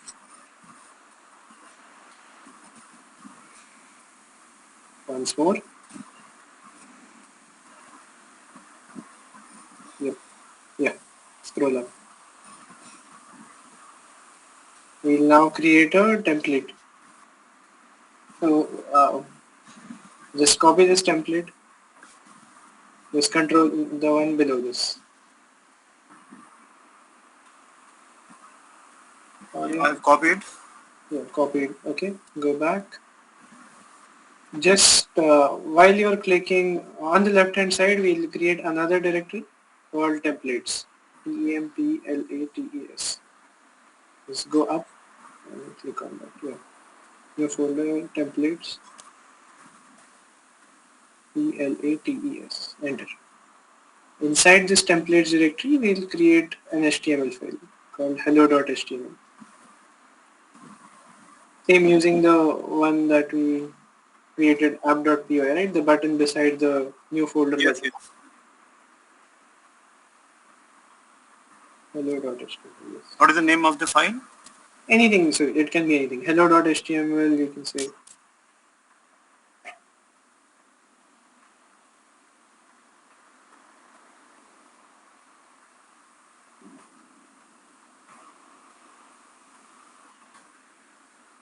Yes.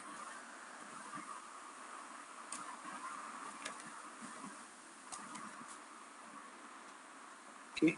Now we'll go back to the page. Scroll down a bit. We have this particular piece of code that we'll add on to our app.py. So just copy this from, no, not this one, the below it. This one. Yeah. Now copy it, paste it in app.py, above app.run. At the end, na? No, above. App.run should always be at the end of the file. Okay. Just means after this. Yes.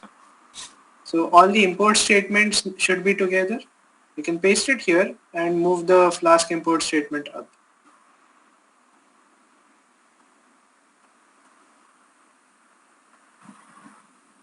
That and then move it with Flask import. Great. Now you can inside app.run, right? Let's add app.run and those curly braces. Let's just add a piece of code on line 17. Yeah. Reload. Say again, please. Reload. RELOAD. Reload. Equal to true T capital. Yes. So while we were running it using the Flask run, what do you call it, command line, we had that command line parameter called ---- reload. This is the same thing, it's just inside the code instead of outside it while running. Okay.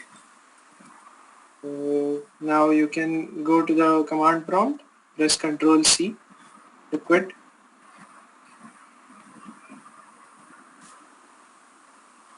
Ctrl C, yeah.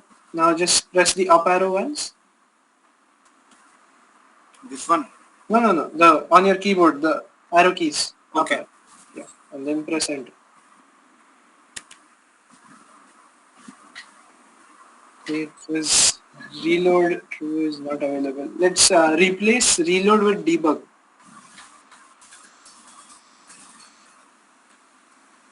Maybe some differences with Python. It has double. Yeah. Now save and rerun.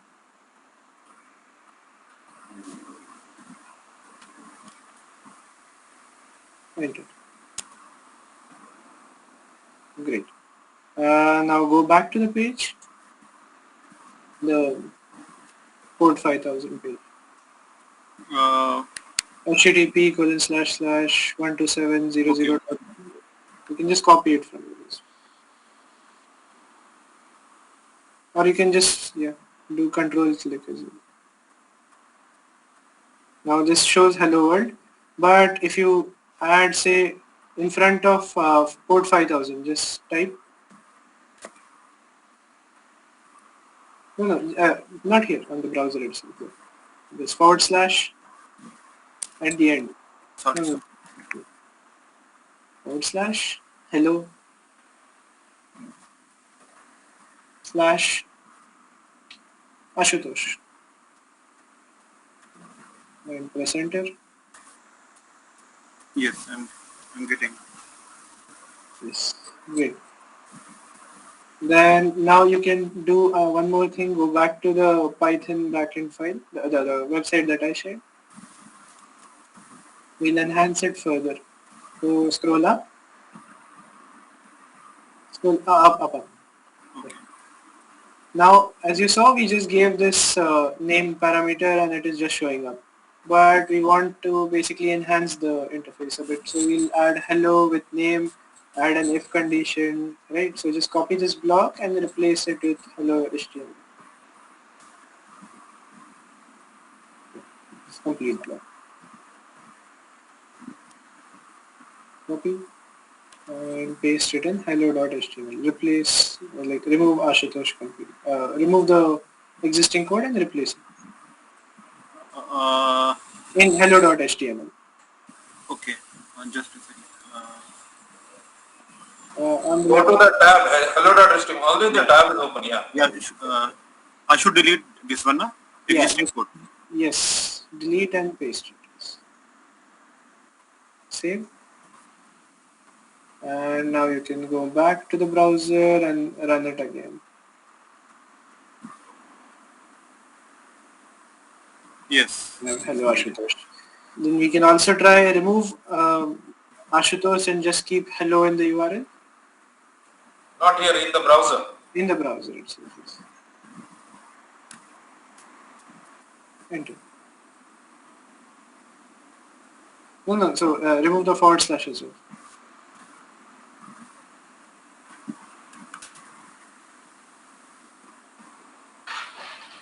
Okay. Add a forward slash.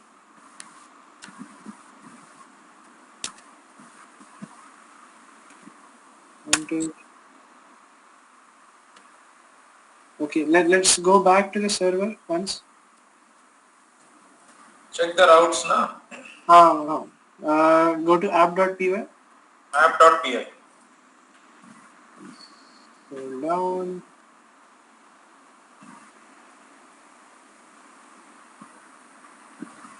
You just need to restart the server once. Can you just do a control C in the terminal and then restart it? In the terminal, yeah. I run the code Just again. use Yes. up arrow key. Yeah. Yeah, run the code. And now try and go to the hello path Uh, on the browser. on the browser. Yeah. / hello. Oh, I think there is a space. Add a / again after this. Hello /. Okay, this is odd. After adding forward slash, can you reload once? Yeah, I'm doing that. It is going to the back end. Maybe some difference in the environment with path handling. Can you go to VS Code?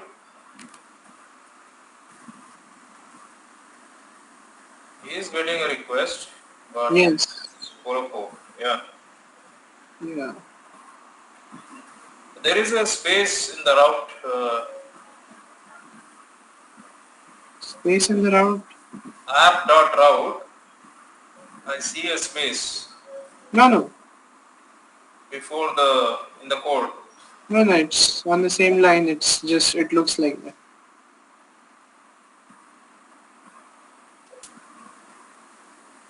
It would not run only, no? Then.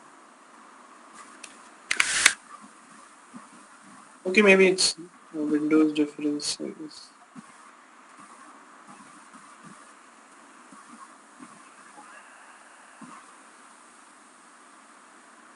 Let's move on to the next template then.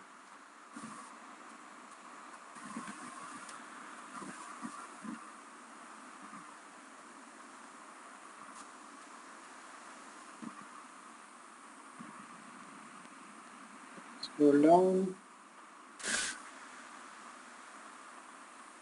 We'll now create two templates. Just copy these files and name them accordingly. So base.html, page.html, and create it in the template directory.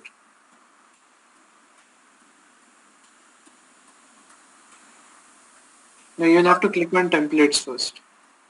Uh, Templates, and then click on the file, new file button. Base.html.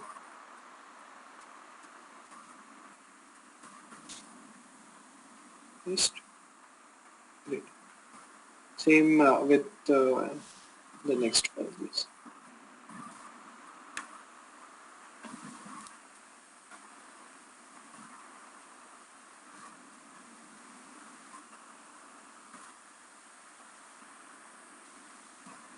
Awesome. So just copy the contents from hello.html and paste it after line 6 here in page.html.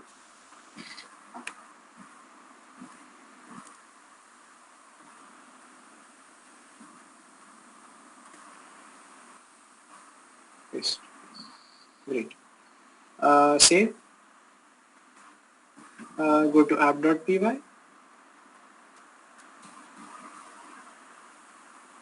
Now change hello to page.html. Render template function on line 15.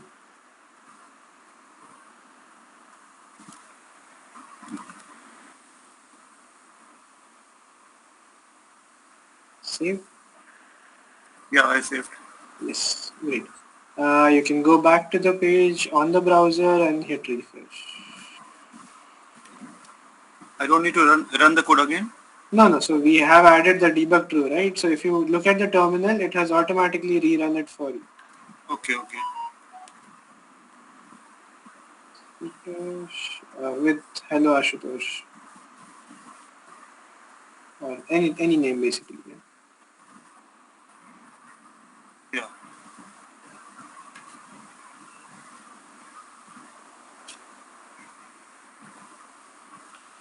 So, yeah.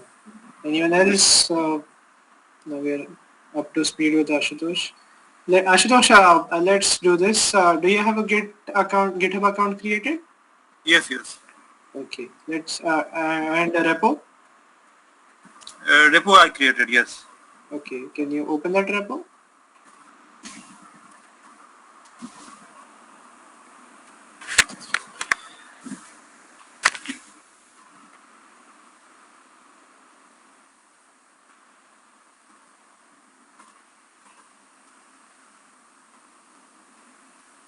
Yes, RD Python. On the left hand side you can see.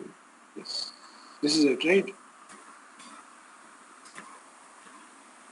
Yeah. Okay, great. Can you just up top scroll up and click on code?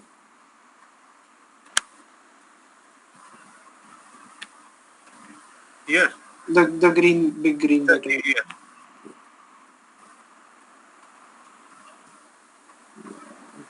Just click on copy. Satya, do we want them to set up Git based access and SSH based access, or let's just do HTTPS? Okay. Just click on copy. The button just beside the link here. Okay, great. Go to the what do you call it, terminal in the Git bash terminal in VS Code. On the right hand side you have that bash thing, right? Let's do run a git init. A git init is used to initialize the git. Awesome. We have our git setup like local. Now what we need to do is add the remote. So I'll just share a command with you that you can add and paste your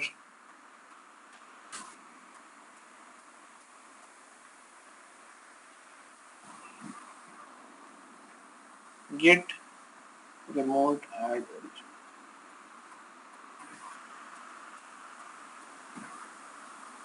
Just type this git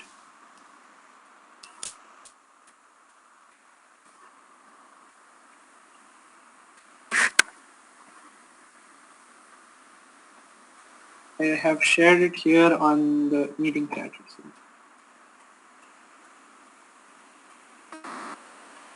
Just copy this,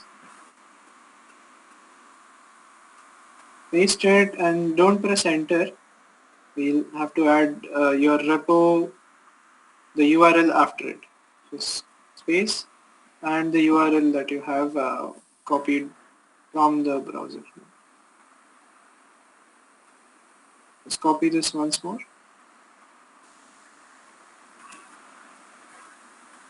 Paste and enter.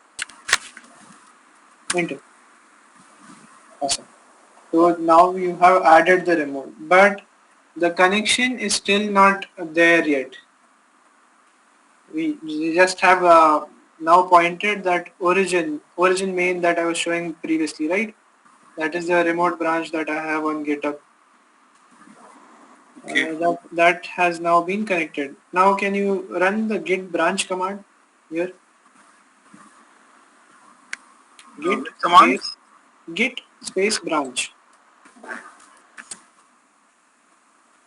Enter. Okay, you don't have a branch set up yet. On the GitHub, if you see on the left hand side, you see that main written, that is the main branch. A bit up, yeah. This is the main branch that has been set up over here. Now we need to do that locally as well. So for that, we'll use the git branch command. I'll just share it here on the chat.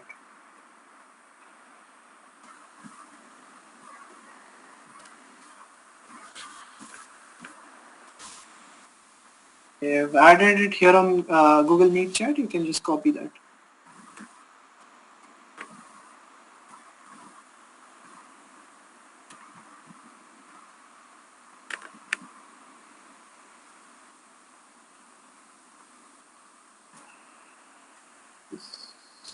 Now we have main branch set up on our local as well. Now when you try to say run git pull, can you try that?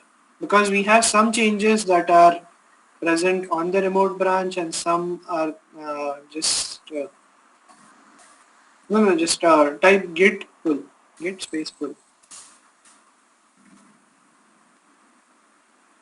enter. Yeah, it is saying that you although you have scroll down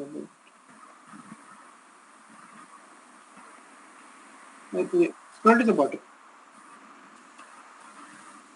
Yeah. It says although you have the remote origin added, you have not tied the local main branch to the GitHub main branch. So for that, you have to run this command. Just sharing it here.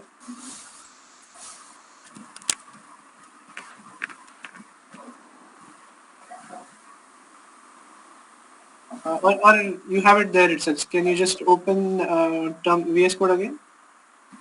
Yeah, just copy this git branch -- setup stream. Copy it, the last step.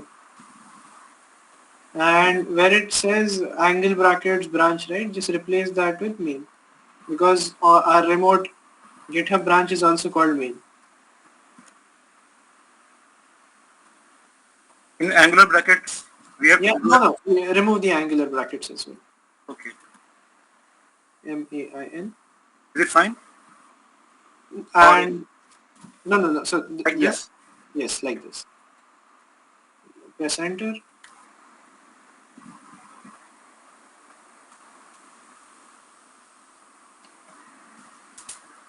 Okay. Yeah. So just run git pull origin main. Git pull?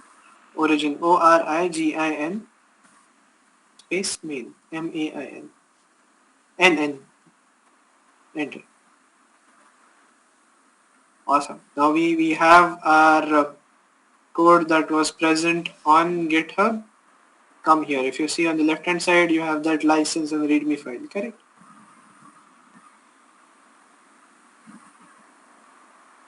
Hello? Yes.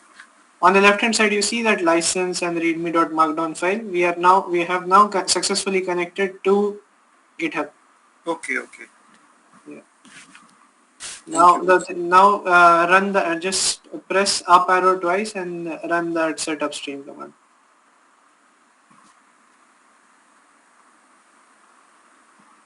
Awesome. Now we are connected to GitHub completely. Pull and push both. On the left hand side, do you see that 1K? It says, just click on that. 1K plus. Which one? The blue pill that has like 1K plus. Left hand Okay. side. Yes. Just click on it. So we are seeing all of these files that are not necessary to us. We have not written them. These are coming from your virtual environment. We need to add them to our gitignore. Okay. Okay, but I think you don't have a gitignore as of this point. Can you just open my repo that I have shared, Python-backend? No, yeah, on the browser. Third tab. This one? Yes, this one. You have it open, I think, in the third tab. Anyway, so just copy this open this .gitignore file.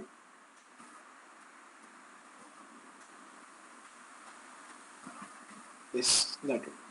Click on it.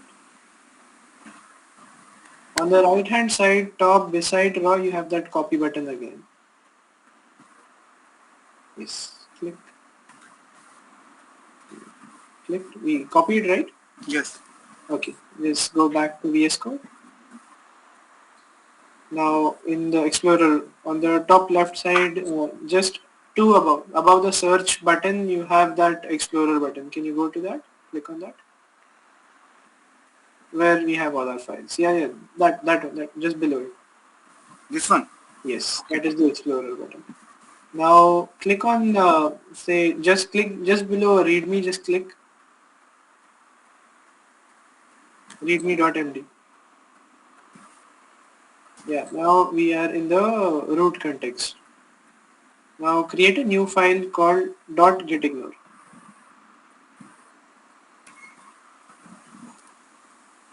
New file called? .gitignore.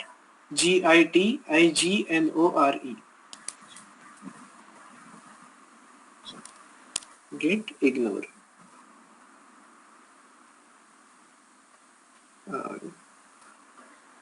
Press enter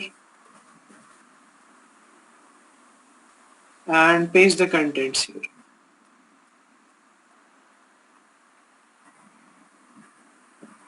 If you see now on the left hand side, those 1K useless stuff that has now vanished. Awesome.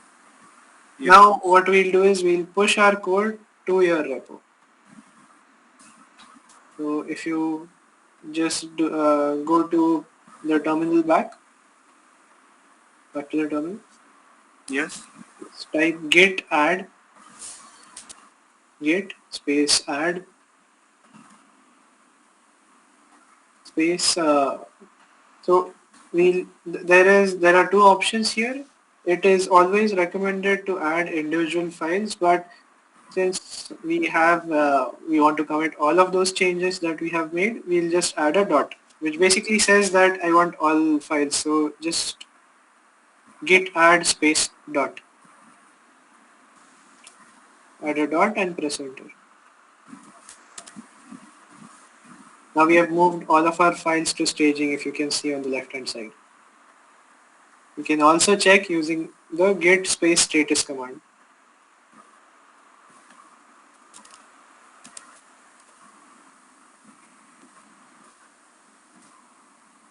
Yes, see, it says now the changes are ready to be committed. Okay. Now we'll commit these changes to our local main branch. To do that, we'll use the git commit command. So just type git space commit space -m double quote start. No need to give a space. Double quote start, and say you can give some meaningful message. So for example, we have created a simple Flask app, so you can say created simple Flask app.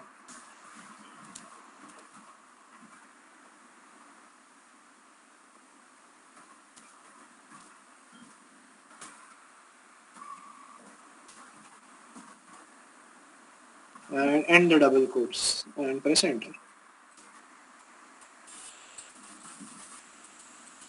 Okay, the git does not know your identity. Okay, we'll have to set those two commands. It tells, right, git config user email. Can you run those two commands by changing the values in front of it? Instead of @example, you need to set your email.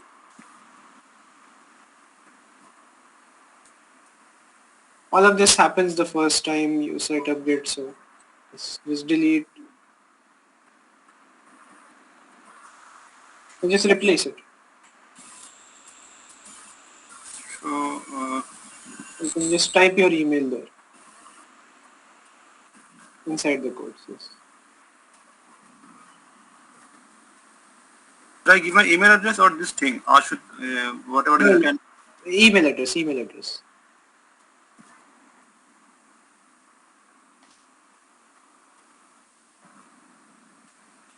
And press enter, yes. Then same for the name one.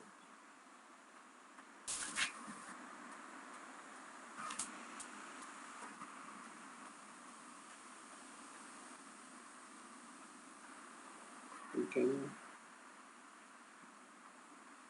So this can be any name or the user ID of my GitHub account. no, any name. This is just so that it knows who is committing. Yeah. And now just run that git commit command again, just using up arrows. Yeah, enter. Great. Now we have made a commit. Now what we want to do is we want to push these files to your GitHub repo on the remote on GitHub. Correct. Now we'll use the git push command.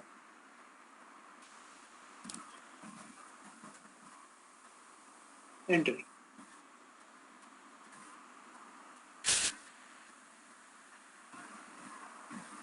You can just sign in with your browser. That should be,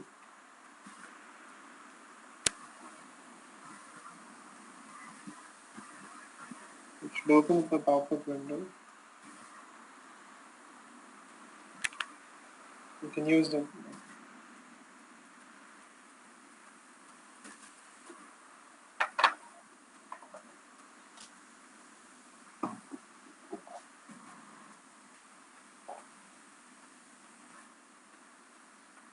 Use incorrect password.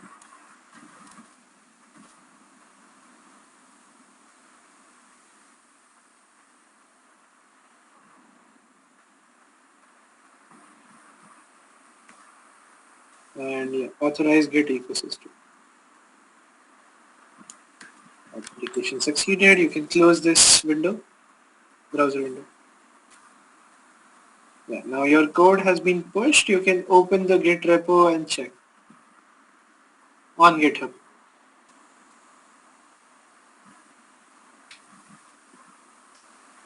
Your repo. Oh, sorry.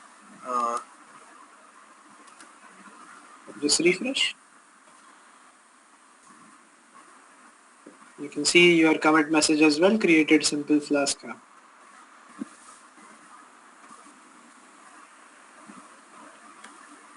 Yes.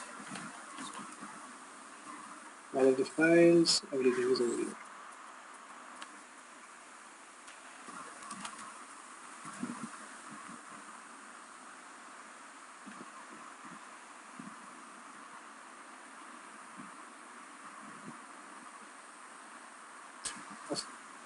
Anyone else facing issues? Any questions, by the way, Ashutosh? Uh, no questions. I will do it myself once, and then if I face Sure. any difficulty, then. Yeah, sure. Okay, thank you very much. That's No fine. matter what programs we develop, it starts from this and then we start adding many files and many developers will be working on different modules, right? So it's very quickly becomes very, very complex. So Saurabh, are you going to show them how to create APIs and all that also, or how far are we covering today? Yeah, we can do APIs as well. Yeah. So we have half an hour or 15 minutes more before the lunch hour. Mm-hmm. Can you continue now? Sure, yes. Just So yeah, all the people who are trying right now, it will be very good if you can come forward and get your doubts clarified or you're stuck somewhere. Uh, because things looks very easy, but we have been able to do this because we have been doing it forever, like repetitively.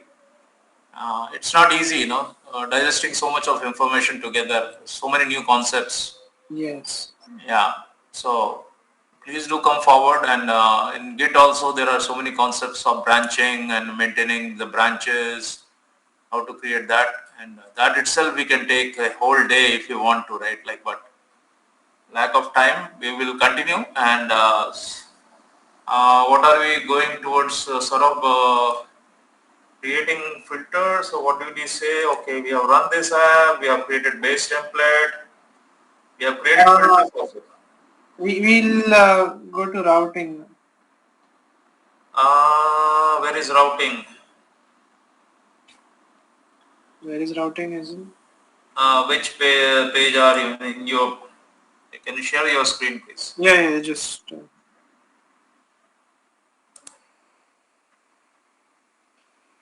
Okay.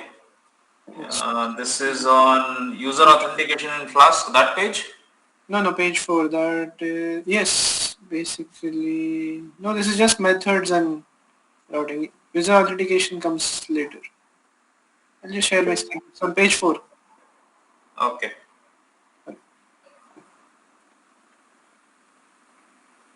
Are you sharing your screen? Yep. It's loading.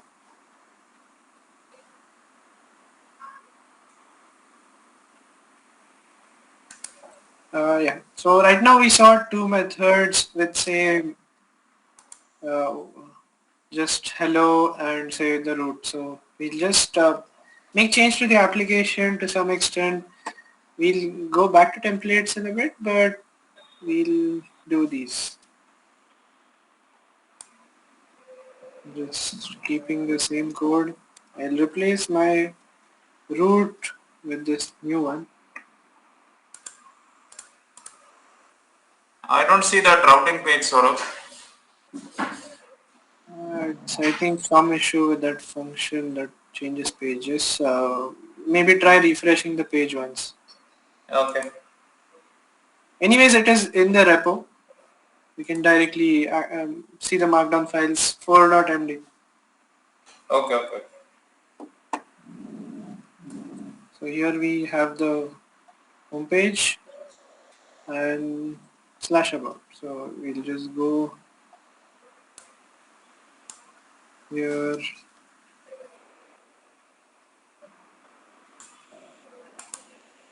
Out,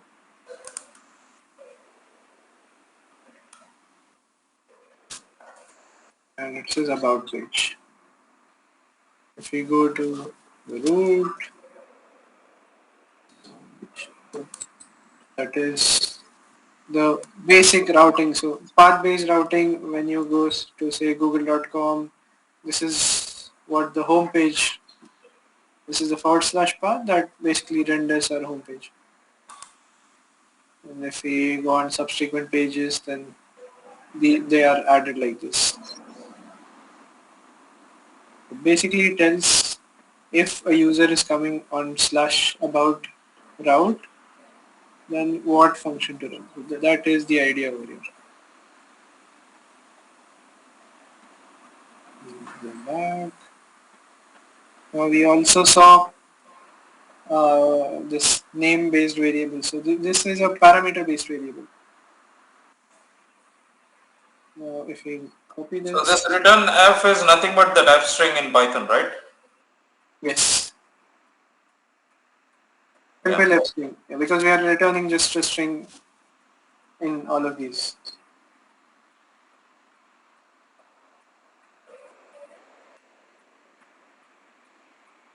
We added this. Now we'll go back to the browser, open this,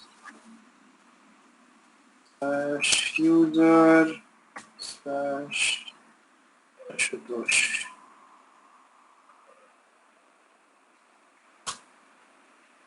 This user Ashutosh. It's similar to what we did before using the templates. This is just a simple F string based thing.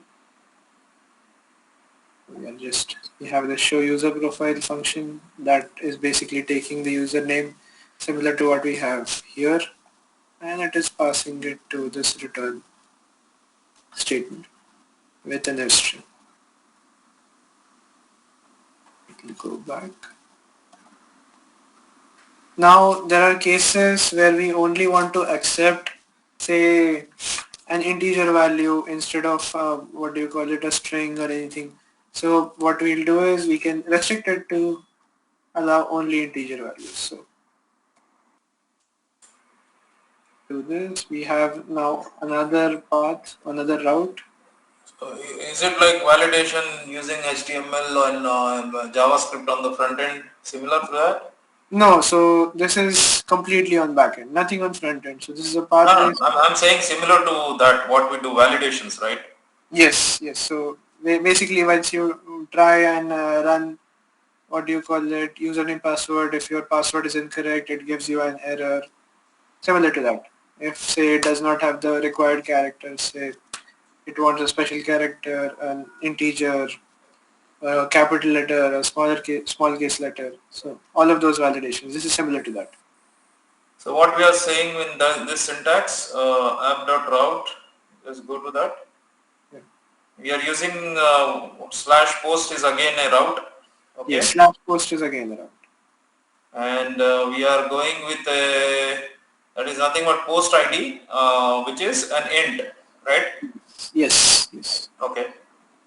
And def show post ID, where post return post. Acha, it will just display the post ID, Yeah, yeah.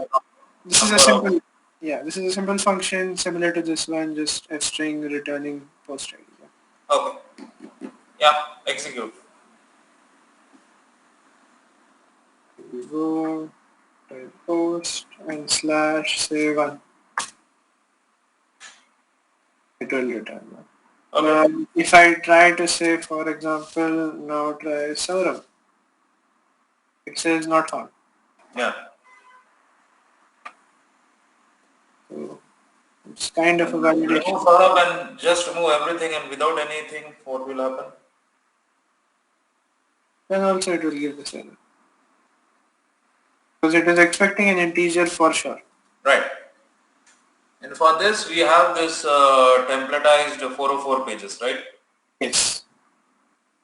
If the server does not have any response, it Return. returns a not found page, but that not found page can be customized. Yeah. So So by the way, we are running all the web server on the local host itself. That is nothing but the web server is right now running in our local system. laptops, yes.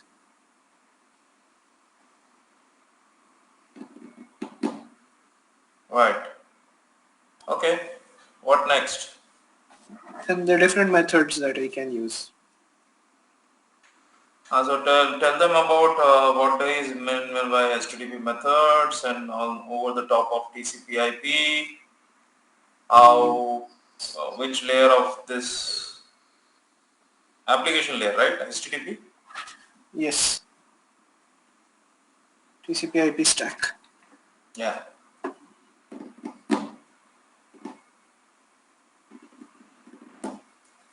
So all the HTTP requests have different methods, right? The very most common methods are get and post methods, right? Yes, the basic ones. So all the simple operations that we are currently performing on this URL, these are all get methods. I'll also show using Postman. So Postman is a tool that we use to craft these requests and send it, because the browser at the end of the day does all of it using, say, JavaScript, all these other operations per se. But for a developer to test all of these, we use Postman or curl. There are different tools that can be used. So HTTP request, change the appearance.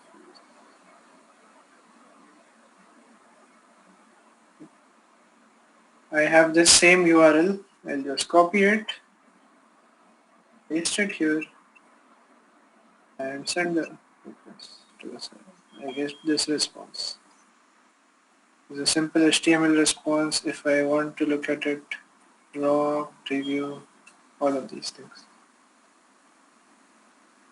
This is just returning the string, so that is how it looks. Now we have all of these different methods that we can use. So post is basically used to, say, for example, sign in. When you are trying to sign into a website, the post, like the body of this particular request, that is what is used, and the credentials of the application or the login credentials are basically passed in the body. Those are not passed in the URL, because the URL is basically exposed to everyone. So to make it secure, we have this post method. And say we'll just create a post method in our application, for example. So we have this route and this request. So request.method we'll have to just import. Any request that we make to the server, this is, request is what its type is. Yeah, again, request is a very famous library. Most of the people use it. Let's say you want to scrape some websites or a lot of places. It has got a lot of. It's a huge library, right? Yes, it's Anything to do with web, you cannot escape without without using a request library. You cannot do things. right. So, Now, yeah. so Now what we we, are doing, just like in Python yesterday we were doing, right? Like just go on the top, all this import statements. So from yeah, so from from class to class we are trying to import request, right? yes. Okay. Now the two request methods on this particular path are get and post. So get is basically used if you want to, say, show the login page, which is what we are doing over here. And on the login page, you say you enter your credentials. Post that on the same path, we make a post request. On the same path, we make a post request. So that is where we'll show this logging in page. So I'll just go to Postman.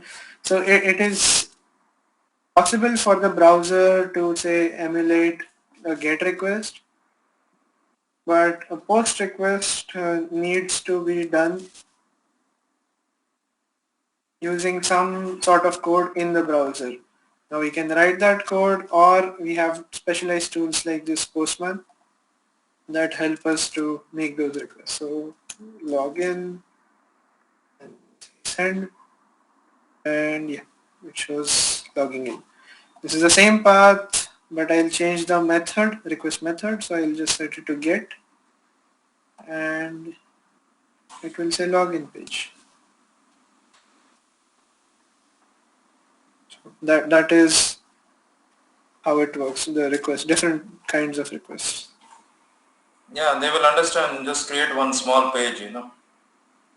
Yeah, we have it going ahead. We have a Yeah. login page. Okay.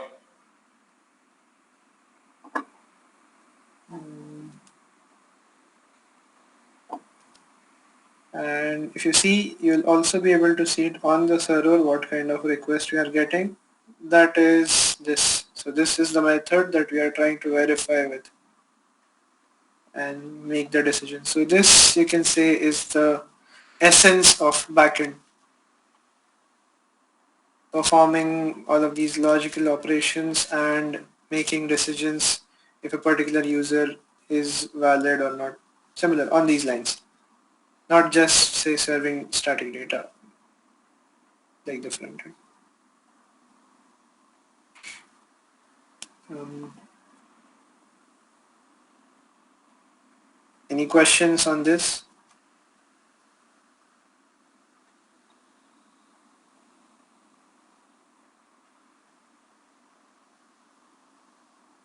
Okay.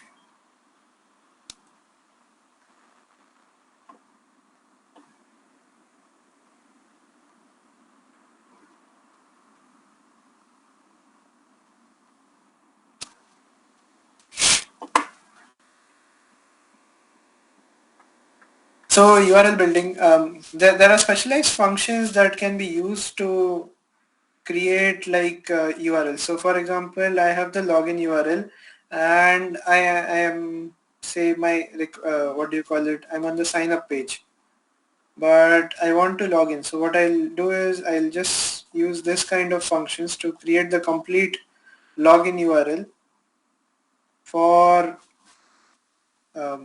so let me show an example that would be better. For example,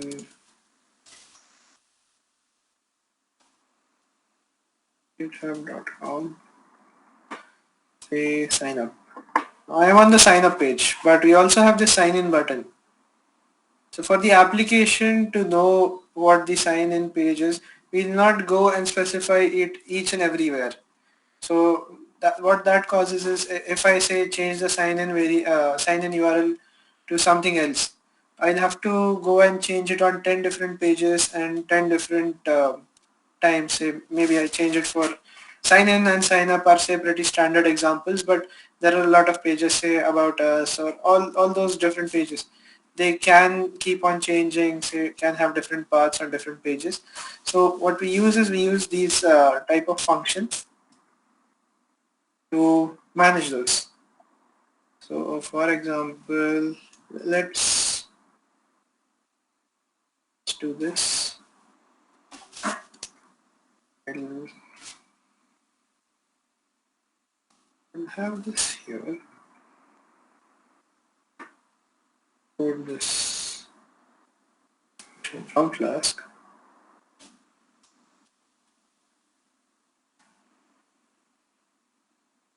And I'll create a sign up page similar to login.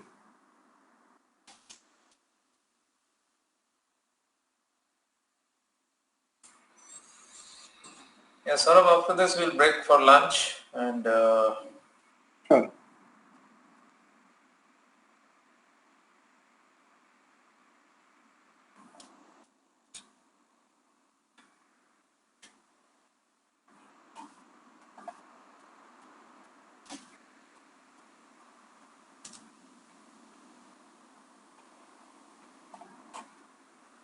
So just replacing.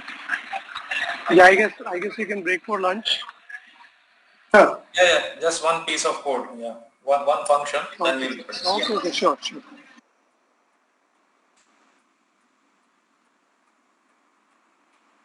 So what Saurabh is doing right now is he's creating a route for sign up page, just like sign in or login, whatever you call it. Yeah. Yeah, sign in and sign up. So Yeah.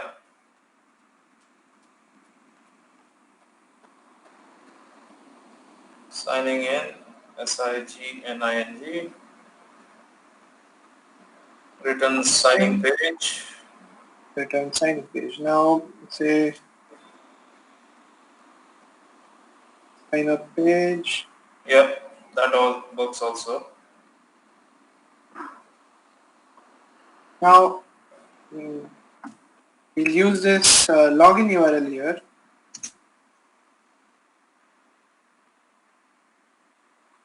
And normally this is what it looks like, already signed in, signed up, you can say.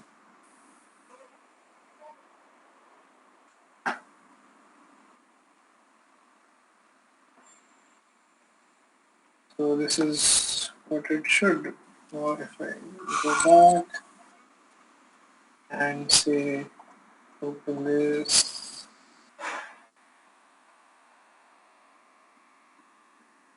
sign up page,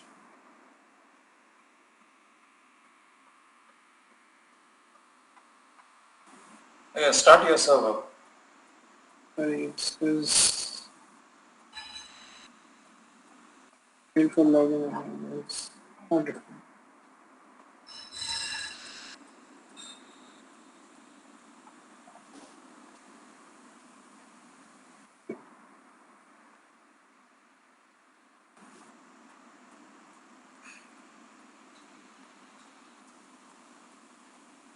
Let's break for lunch and we can come back and I'll show you. Sure. Okay, thank you everyone, and let's break for lunch, Sachin sir. We'll come back by 1:35 or so. Okay. Bye bye. Catch you soon. Okay, Saurabh. Yeah. Okay.